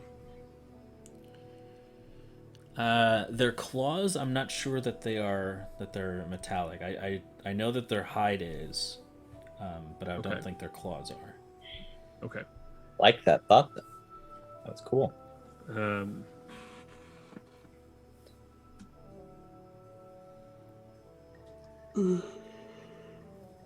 Are you checking, Brandon? Is that what you're? Yeah, no, they're made from, like organic material. I mean, they're strong enough to. Well, I guess they don't burrow through solid rock, but yeah.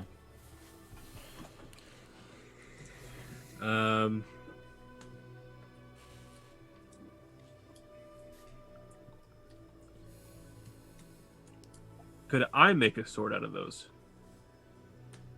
Using my Druidsmith stuff. Yeah. I mean, depending on how powerful you wanted it to be, it would take you a while. Sure. Like a longsword, is that enough for a longsword? If I used it, the claws. If it, I don't know how round they are, but if there's 5 feet of it. Yeah, that could work. Okay, so if I'm going to use the claws, I'm going to give him the metallic sheet of bullet hide that I have to make the greatsword out of. Wow. Gotcha. Let's see.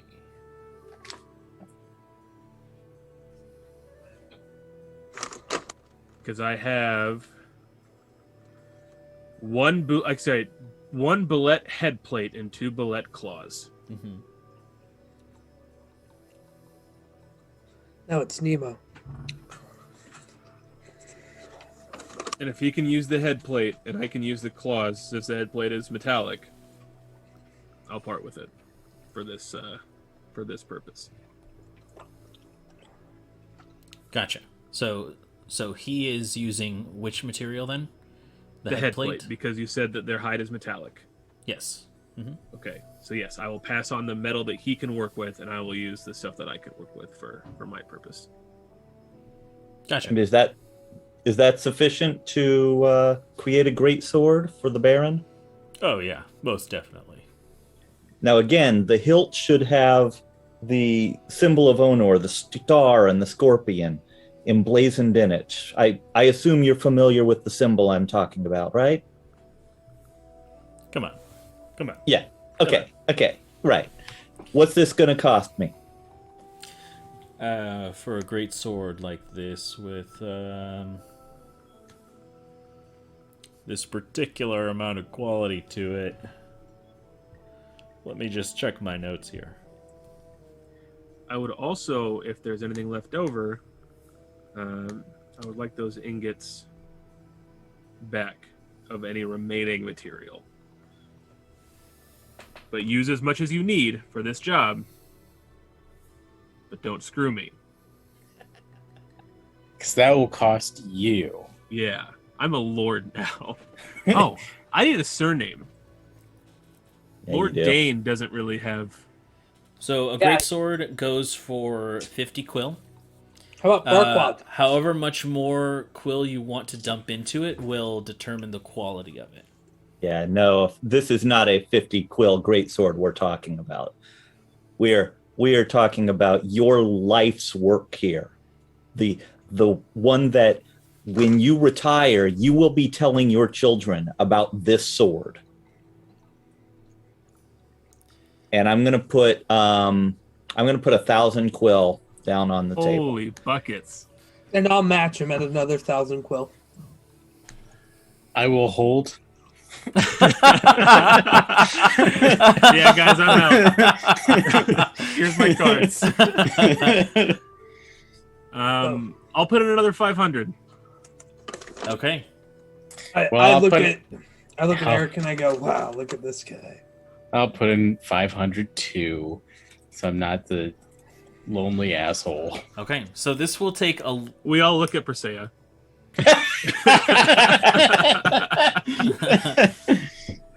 She doesn't carry a coin purse. Oh man. She's just doing like one of these numbers, like, oh, I just don't know where I put my wallet. What a woman didn't bring her wallet, right? Yeah. Make her own dinner, okay? Not co-signing on that one. Yeah. That's a bad joke. Sorry. I mean, absolutely just shocked at the amount of coin that is produced. He says,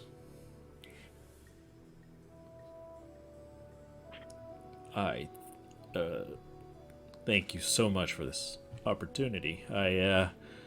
I'll get to work right away. This will take me quite a while, so it may be probably a couple of weeks before I can get it out, but something of this caliber will most definitely take some time.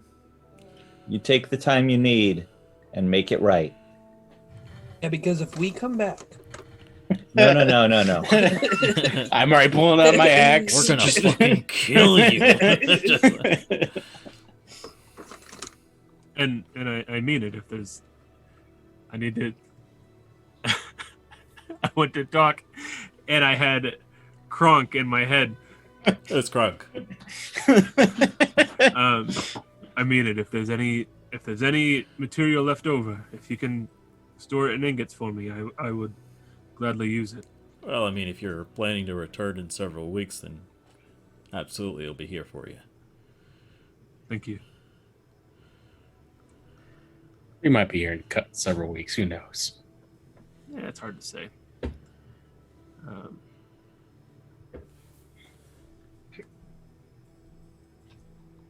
I'm good. All right. That's all my business in the city of Onor. Perfect. Drew wanted tea. I need leaky berry tea or juice. We can settle that off screen. That's no biggie. And I want to hire a courier. Okay.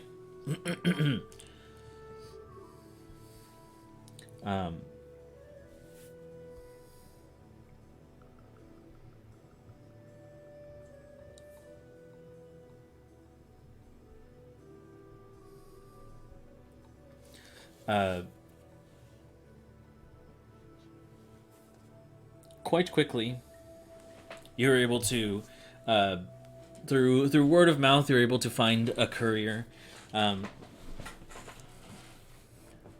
This is what appears to be this dragonfly-looking 3-creen.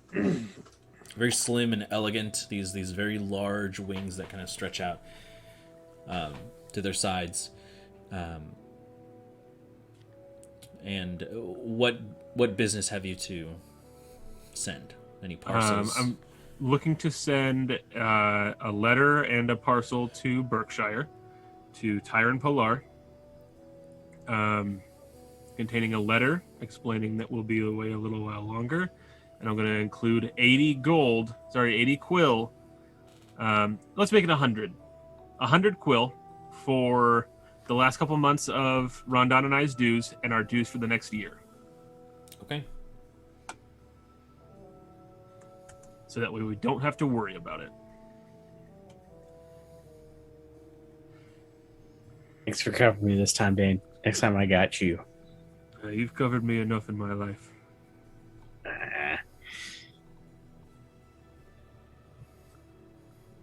I don't believe it. You're lying to me. What was Continue. What was the letter explaining again? Just, hey, we've been away. Sorry that it's late. We don't know how long we'll be gone, so I'm just paying up ahead of time to make sure that the business is taken care of. Hope you're well. Love you. Bye. XO, Lord Dane. Gossip girl. Lord Dane. I need to think of a surname. Might find one. All right. Perfect. Find one.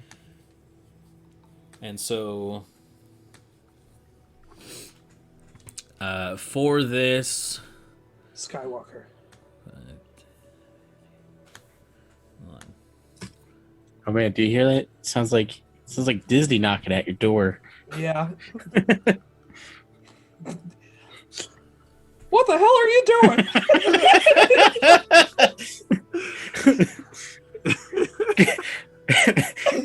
Goofy's in the background. He's like, I'm gonna fuck you up.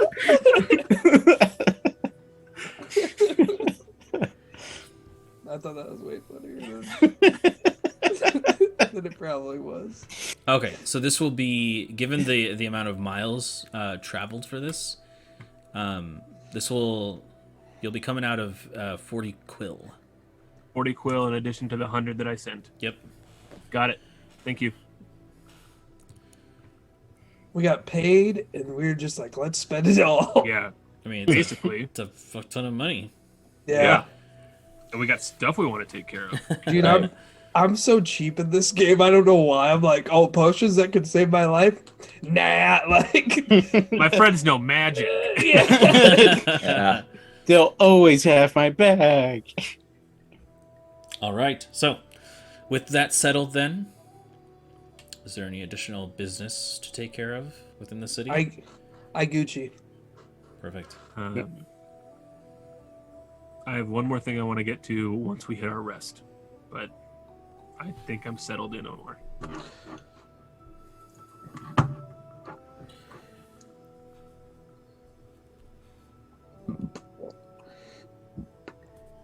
Okay.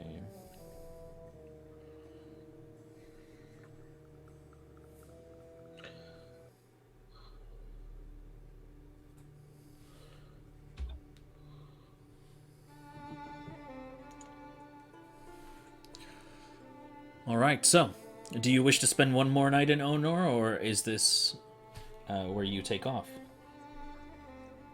How much time would all of that running around the city have taken us? Couple hours, probably maybe like 5 hours or so. Just So to it's still kind of- fairly early in the day. Yeah. I'm ready to move on. And we can get a good start. Yeah. Take off. And getting antsy for home. Eric, of course, has Borby to ride. Konsing is quicker than any of us on his feet, even with horses. Yeah. Do we... I guess I can use my centaur shape to carry Rondon and Presea. We do have a beholder with us who is slower than the rest of us. Mm-hmm. Well, wasn't he gonna just hang out at our property? Well, we have to But- get there. Getting there is going to take a while. Got it. Got Can- it. Can we buy a carriage? Like a cart? Absolutely. I don't think we can afford it. You don't think so? I mean, He I only have floats 5,000 above it. quill left. Yeah, Can give we me ma- a second here. Can we make the cart out of pure gold? Yeah. I only have 7,000 left. I've never had this much quill in my life. I think we might have as much quill as the entire town of Berkshire right now. Yeah, right. All right. We should just buy a town. Oh, it- We just a regular were given carriage, one. or like a very large, like, One for Caligas to ride in. We can all pretty much ride in it They can just pull us. if I could. Sure. I was going to ride and then buy horses, but No, it's just you. Force you into this. Also, earlier when we were talking, when Brandon was like on horseback, I was thinking of me and Pickles riding a horse together. Oh my Oh, God. boy. Okay, so for a mega carriage is essentially what you're asking for. That'd put you back 300 quill. Give Can't us do it. 6 of them, dude. We're gonna start renting them out. How about an airship? right. There we go. Now we're talking. Yeah, let's get. That's a little out of your spending limit there. Now, I guess to clarify, 600. and depending on what we want, I was thinking more of just like a market cart, not necessarily like a closed, covered. You know what I'm saying? We can get a carriage too. Yeah, let's just do it. Let's do Yeah, the 300. it's Yeah, it's like 300. we really want a penny pinch. Like, I'm also not trying to draw a lot of attention to us. Is Sure. the big thing. sure, But, okay. So who's funding this? I will. Okay, 300 plus 300. the cost of a couple burden horses that I can't Draft horses. draft horses. That's the one. Yep. For this, I'll to buy the pull horses. this cart, it will take 4 horses. Okay, how many? How much are they? Oh, So they're 50 quill each. So okay. put you back 200. So 300 from me, 200 from me, and we got what we need. and I'll spend another 50 for feed. Okay, perfect. I mean, that's good enough to cover you for weeks. Yeah. How much time do we have before the curator's sale, Brandon? Currently, it is the 24th of Kythorn. So you have the 30th is the sale. Okay. No sweat. It's gonna take us 2 days to get to our place. Can we? Is there a painting we can buy here in town worth 500 gold? Well, it's 2 days if we cut through the mountains. It's going to take longer if we. Right. So let's buy a painting before we leave. Rondon, will there be some nice paintings in your hometown? We have excellent artists there. Brandon was saying no. We're also a bunch of lumberjacks. Yes, that's exactly right. Our art is specifically dealing with wood carvings. Brandon, Everyone can I there's find? like, look, I carved some tits under this tree. Yeah. Nice. Brandon, can I buy a painting worth 500 gold to bring with us on our cart? Yes, absolutely, you can. All right. You spend some time looking for a suitable artist. Eventually, you come upon a 3-creen artist known as Fabrizio. Oh, Fabrizio. What's up, Fabrizio? Can I? Fabrice? Can I get you to sell me a painting worth a lot of gold? 500 to be exact. So as you approach them, they appear to be. Excuse me. They appear to be a butterfly with many swirls of colors on their wings, and there are several different paintings to choose from. For the sake of Give me storytelling here, I will let you describe what kind of paintings you see. Ooh. Okay, so the first one I see is the picture of a 3-creen woman and man, and they're holding a pitchfork, and they're standing in front of a beehive. My fucking god! It's called Onar Gothic. The second picture I see is a picture of this butterfly himself, and he has his hands on his face. Hmm. The 3 scream. But in the back, it's all of his God, fans that was like pumping great. him up. For the third famous, or I see a, I see a picture of a 3-creen, but it has no eyebrows, and it's sitting there, looking, There it just is. chilling. There it And is. oh god, The last one I see is like, or the fourth one I see is a bunch of honey combs, but they're like swirls around this like kind of black castle. Oh, sure. And then Starless Night. yeah, it's the Starry Night, but I got you. You're renaming them. Okay. Yeah. Okay, and then The other one was the Bony Lisa. the Bony Lisa. Yike. And for the very last one, I just see a picture of Rondon Timbers with his thumbs up. Okay. And I'm just like throwing literally all my money at him. Just like, come on, I want that. Right. All right. So which one will you choose, Kwansing? I picked the one of Rondon Timbers with his thumbs up. That's so funny. Narratively, We're traveling with an expensive painting of Rondon. Okay. and Rondon. It's expensive because of the stories that have been told. Kwansing, go ahead and roll a percentile dice for me. Okay. Like a velvet Elvis. Yeah. It's definitely in the colors of the Marilyn Monroe one. You know, like the teals and the bright pinks. Have you ever seen Like that the picture? Andy Warhol. Andy Warhol. Yeah. I rolled 009, 9%, Nice. or 900, however you look at it. Sure. 900 quill. It'll put you back 900 quill for that painting. Oh my god! What are the other ones?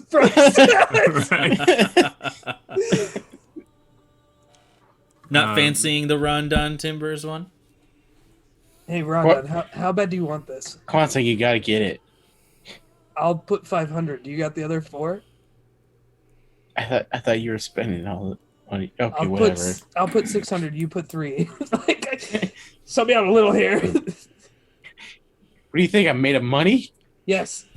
Oh, For the time being, all of you are. Yeah. All right. I removed not 600. here soon once we spend all of it. Yeah. I removed 300. All right. Heck yeah. Now we have a picture of you with your thumbs up worth 900 quill. Yeah, you have essentially a portable entrance to the curator's realm. Before we leave, I say, I see your signature on it. Can you put number 1 of 1 on the back? Never had a picture of myself. And promise me you'll never paint this again. You have my word, and they scribble the numbers and essentially a seal on the back of it, and you have an awkward painting of Rondon Timbers thumbs up. Oh my gosh. Do you guys remember when I was doing that bad character art of everybody? Oh, yeah. Oh my god! Yes. That's exactly what I drew. A big-headed Rondon with 2 little thumbs up beneath it. That's the picture that we bought. There Wow. we Oh, go. Lord. But it's, No, it's better than that. I shake the artist's hand. I'm like, thank you so much. I've never had a self-portrait in my life. I can't believe I just paid for this.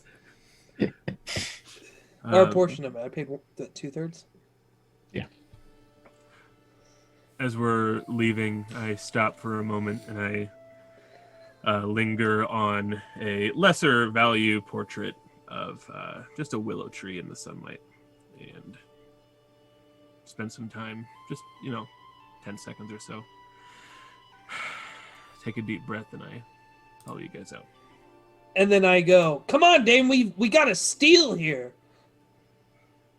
I'm like, look at this. They made Rondon's nose so big. This is hilarious. Wait, does my nose really look that big? No way, dude. Your nose is so much smaller. That's why it's so funny. Now very insecure about my nose.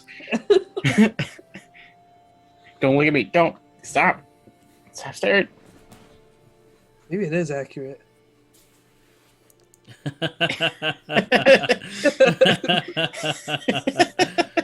Oh man. Hanging that one right up. All right. So, The second half of this session is so much different than the first half. Yeah. with your newly purchased mega carriage, extra wide load, pulled by 4 draft horses, large enough to accommodate all of you, including Caligast, who is a large creature. What's the speed on that carriage? It's the speed of the horses. Which a draft horse. I think it's 50. They're 50 feet. 50. Yeah. So we'll have to go a little slower for Pickles to keep up because Pickles probably can't ride in the. We can go on the interior. You guys bought a mega carriage. Oh shoot! Yeah, Pickles is riding in luxury. All right, let's party. His Also, hooves- on my way out of town, I want to buy some donkey sunglasses. Or mule sunglasses. No specific mule sunglasses, but you do find some sort of glasses, sunglasses. Just Okay. they're like the novelty sunglasses that are just like overly large. You could probably like a- get Dane to fashion something for you if you really wanted to. Heck yeah, some goggles for him. Yeah, specifically for a donkey. Yeah, for the sake of brevity, I'd like to buy some pickles for him as well, and then just get him a little straw in the pickle jar and just let him. Sure. drink that How out. many So- pickles would you want to buy? 10 jars. 10 jars. Holy Yeah. buckets. He's He's a big boy. It'll just last him the whole time, and then we'll just store it there for him at the. Sure. So, That's just a day Whole snack. cart for is him. gonna reek of pickle juice. yeah. So that'll put you They're back. sealed. That'll put you back 30 quill. Jar, and I set it in front of him as he lays down. I put on the sunglasses I found. I'm like, I'll get you some better ones when Dane has time. Pickles, thank you. And then I lean back and lay my arms across him, and I kick back in our carriage, and I'm like, let's go, boys. I imagine that you just like pierces the top of the pickle jar like it was a Capri Sun. Just Last thing, Mhm. how much would it cost to hire a driver so that we can just ride? I mean, are they going to be employed full time in your service? We're gonna need staff at the fort once we get there, right? True. we're literally just like burning our money. Dude, no way. Any excuse to spend. We want Derek. No, we don't. No. I want as No. little No. Derek as possible. We don't even have to pick up the horse poop. That's Listen, actually a Derek good is point. funny in small doses. Too much Derek. Yeah, We don't need maximum, Derek. That's right. minimum Derek. So that'll set you back about 2 quill a day. 2 quill a day. Oh, Um, easy. Hire Yeah, him. yeah. I'll I'd like to barter. How about a quill and a half? I'm just kidding. I'll hire him for a month. I'll drop 60 quill and hire him for a month, and then we can renegotiate from there. For how much? 60 quill. You said 2 a day. Mm-hmm. So for a month, 30 days. Yeah, perfect. All right. And let's Man. see who you get as your. We want to be a little choosy. We want someone who's chill. Sure. So describe the ideal driver for you. He's about 5'3", black hair, big beard, likes to play Dump the truck of an dragon. ass. If you're searching within Onor, you're gonna get a 3 Kreen, probably, unless you are specifically looking for a different race. How would you Fine. describe you as a bug? How would you describe me as a bug? Yeah, I don't we're know. trying to What get bug you do you think you involved. are, Brandon? Yeah.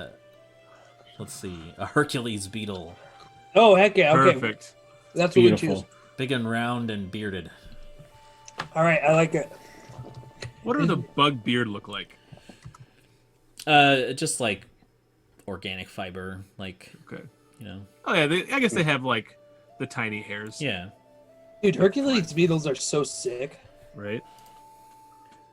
And he's big and beefy, so he's probably no. Do you remember the scrub in a fight. Beetleborgs?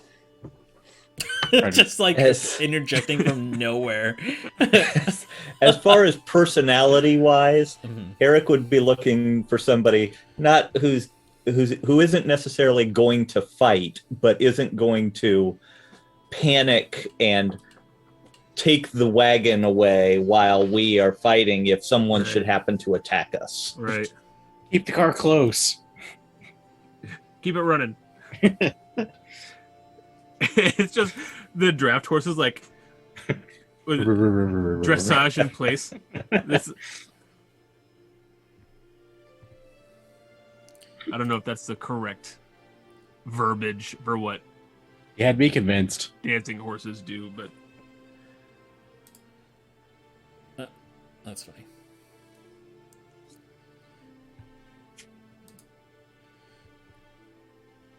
All right. So, wait, am I frozen? no, Yeah. you're good. Okay. I think we were all just sitting very still. Okay. Yeah. All right. So, your new hireling, your first hireling, actually. Yeah. Your driver is a Hercules beetle with a bluish, grayish carapace, a gray beard, known as Alkeus. Alkeus. Alkeas. Keas.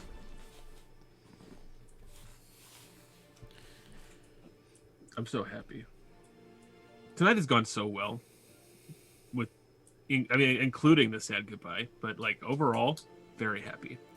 10 out of 10. Would recommend. Balefire leaving all the time. No, that's not it. Hercules beetle. And what kind of voice does Alkeus have, guys? Hey, it's me, No Alkeus. way. I mean, as far as I'm concerned, I think from what Drew was saying, it's just you, man. Yeah. I want to give you an opportunity to be you, man. As your driver.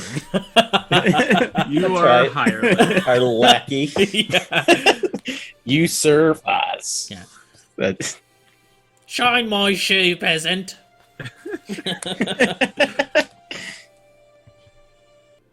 You said that you needed to do one more thing, Tyler.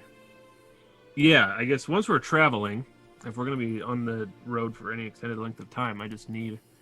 I'm going to pull it or reach into my sack and pull out the two. It's just, I guess, just a roll of parchment now, and I unroll it, and the two agates that I purchased, I take out, and I actually discard the paper now. I put one agate back away. I'm going to spend the next 8 hours focusing on this agate. And just kind of running it over in my hand. And there's that Kalishtar bluish glow. It's kind of ebbing and flowing as I'm muttering and just really learning the insides and outs of this crystal. So that's what I'm going to do for 8 hours if anybody has a thing that they want to do in the meantime. Just sitting back and enjoying the outside world. Yeah. Does this mega cart have an actual hard cover over the top? Would it be possible to ride on the roof? Can we have a sunroof too? So technically, this carriage is has 2 tiers to it. Okay. That's what I was thinking. Like, in the beginning of Game of Thrones, the Baratheon / Lannister family roll up in, like, their house that they were hauling all the way across the Seven Kingdoms. That's what I'm, like, imagining, basically. Yeah, so it's a 2-tiered a 2-tiered carriage. Now you got me saying it. It's a 2-tiered carriage with windows. It appears to be made out of extremely I guess fortified metals and gemstone, as well as it has a lit interior with some of those luminous stones on the inside that provide you light, as well as a hatch to the rooftop, so you could sit on the top of it if you would like to. All right. I want to climb up to the roof, put the saddle on Borby, but not get on him. Just let him fly around so I can watch and just look at the moon. We're finally outside again. I'll Gotcha. do that too. So that sounds excellent. Just like taken back. Just Yes. And you would notice that tonight the moon, it is not entirely present. There's very little moonlight out, but just enough so that you can not be completely blind. It is just enough so where you can kind of see the surrounding landscape, and it pierces the darkness. But Borby does fly, and you can see him enjoying himself, being able to stretch out his wings, and soon after flying, they approach you to get some of that food that you had promised. Sweet sugar, you Yep. betcha. Go ahead, Tyler. Brandon, the music again every time sure. you disconnect. Yep, thank you for that. So as Rondon and I are lying there, I'll just say, hey, Rondon, we got this Krechik situation. We got to track her down. I don't know what's going on with the smooth man, the smooth criminal. That's something we're going to have to deal with at some point, especially now that Balefire's not around to keep me hidden. But right now, just look at the sky. We're out. We did it. We're successful. We're starting a new thing. Feels good. It really does. The air just feels a little. It just smells crisper. It sounds weird to say it like that, but I know what you mean. I'm just glad to be up on top again. I mean, when you spend all your days out in the trees and in the forest, it feels a little bit weird being down in the tunnels for so long. Kind of lose yourself down there. Yeah, well, I look forward to seeing your home. Oh, it's beautiful, man. Just feeling the cool breeze coming off the lake, especially on those hot days. Hearing the leaves shake in the wind is also just always so relaxing. And the ladies, they're awfully pretty there too. Nothing like a Timbers lady. Strong. If they're anything like you, I'm sure we can definitely say there's nothing like a Timbers lady. Oh man, if they're anything like me, I feel sorry for them. But they're better. My immediate thought was like, nothing like a Timbers lady. They're all my cousins, but This is the Lake of Timbers, not Alabama. Oh, sorry, Alabama. Oh. I got cousins down there, don't worry. I can say that. But no, I think you'll really enjoy the Lake of Timbers. There's a lot of us there, so be prepared. They can be overwhelming. Well, I'm sure it will be. that's exciting. Oh shit, where did you come from, Kwansang? We're in a cart. They're on the roof. We're on the Yeah. roof. This cart has the roof is made of tarp. Not quite. Well, hear this, they just let out a fart. Of course. As the 8 hours are passing, some of that blue glow is also starting to ebb and flow in the actual agate, and there's like shooting veins of like blue light, like it looks like an electrical type circuit, and they're becoming more and more frequent as we're getting closer to the end of the 8 hours.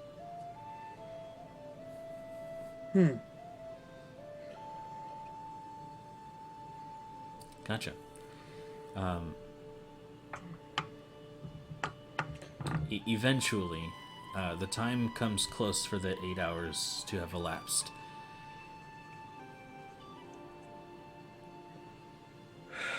I take a deep breath, and my focus kind of drops so the glow from my eyes is it's just normal me, but there's like blue and silver shooting through this blackish shining rock,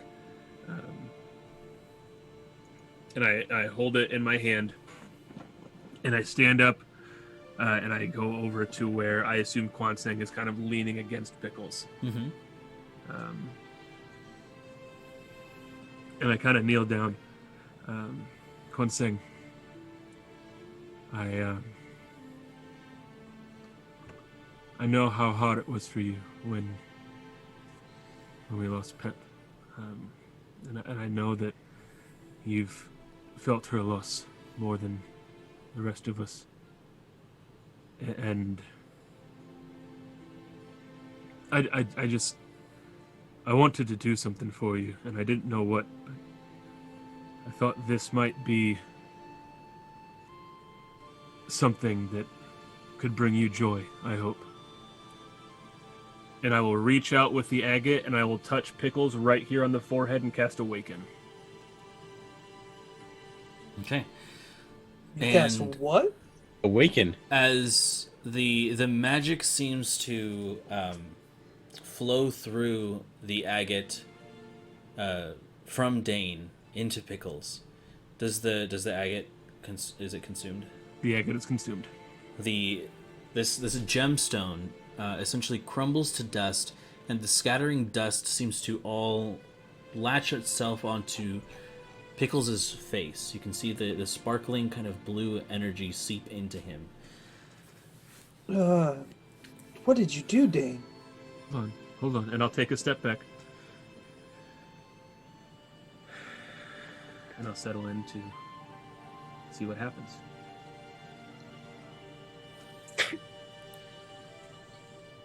Nothing happens immediately. As you all continue your journey,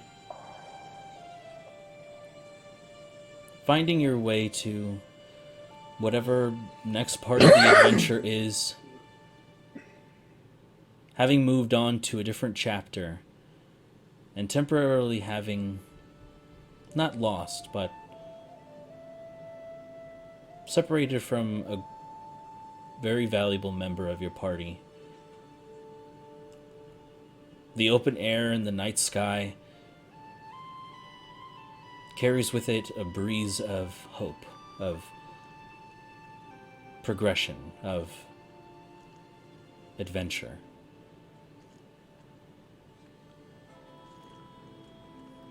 There's a moment inside the cart where, as Dane steps away,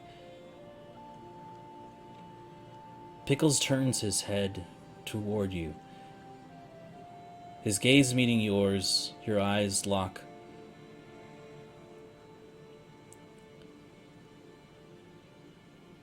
And what follows is something completely unexpected.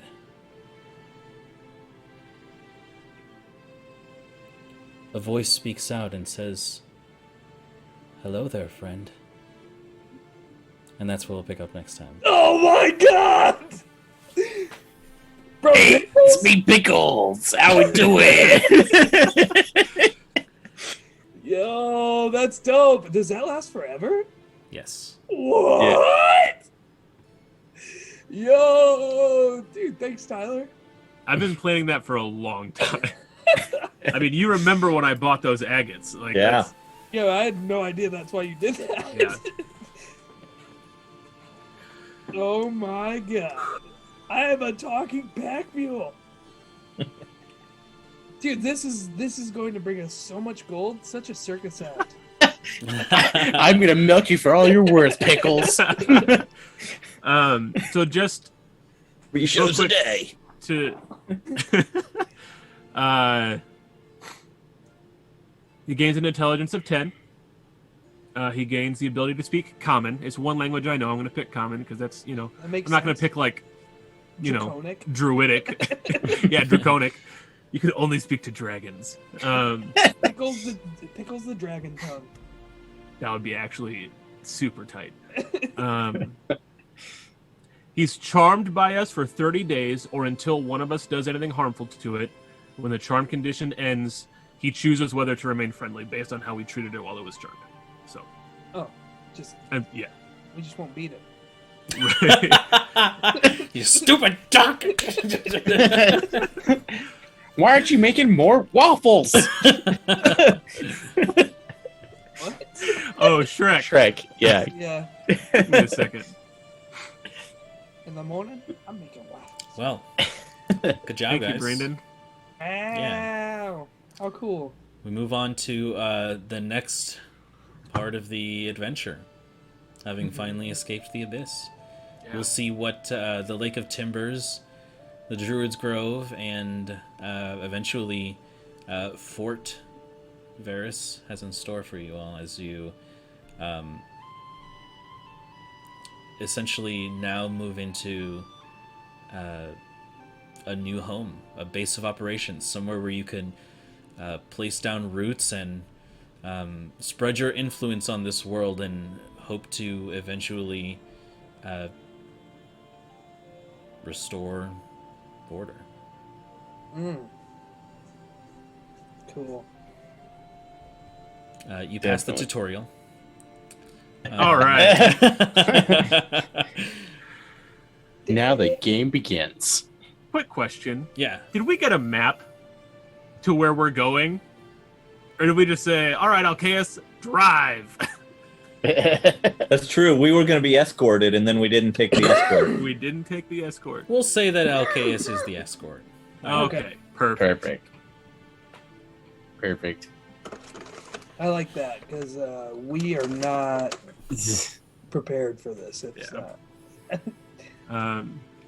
Thank you all, gentlemen. Thank you, Carla, when you come back and listen to this. We love you. Thank you, aliens, and thank you, Jazz. Jazz. And go ahead. I was gonna say. I was gonna Oh, I was gonna pass it on to someone else. So I was going to say thank you to everyone who is still here, those of you who stopped by, and those of you who watch our stuff after the fact. We appreciate and love all of you, and we like seeing the views on things because it makes us feel good because we love doing this. Yeah. Thank you for joining us. We shall be back in 2 weeks' time. In the meantime, if you like our border artwork, check out Maili Taniguchi at Tanimichi on Instagram, as well as some of the in-between, well, on our breaks and before we start Twitch, our other artwork by Offbeat Worlds, and there's one more that I can't remember that we'll have to keep put out there so that we can also credit them as well. As well, check out our Instagram. You can find us on Instagram, Twitter, Facebook at RNG Presents. Check out Drew's stream as well on Facebook Gaming. That's AVG Crook, CROOK. Thanks, guys. And yeah. Oh, and we're also on TikTok too. If you want to check us out there. Hardly And ever do anything, but we should probably do more. Yeah. So And again, that's RNG Presents.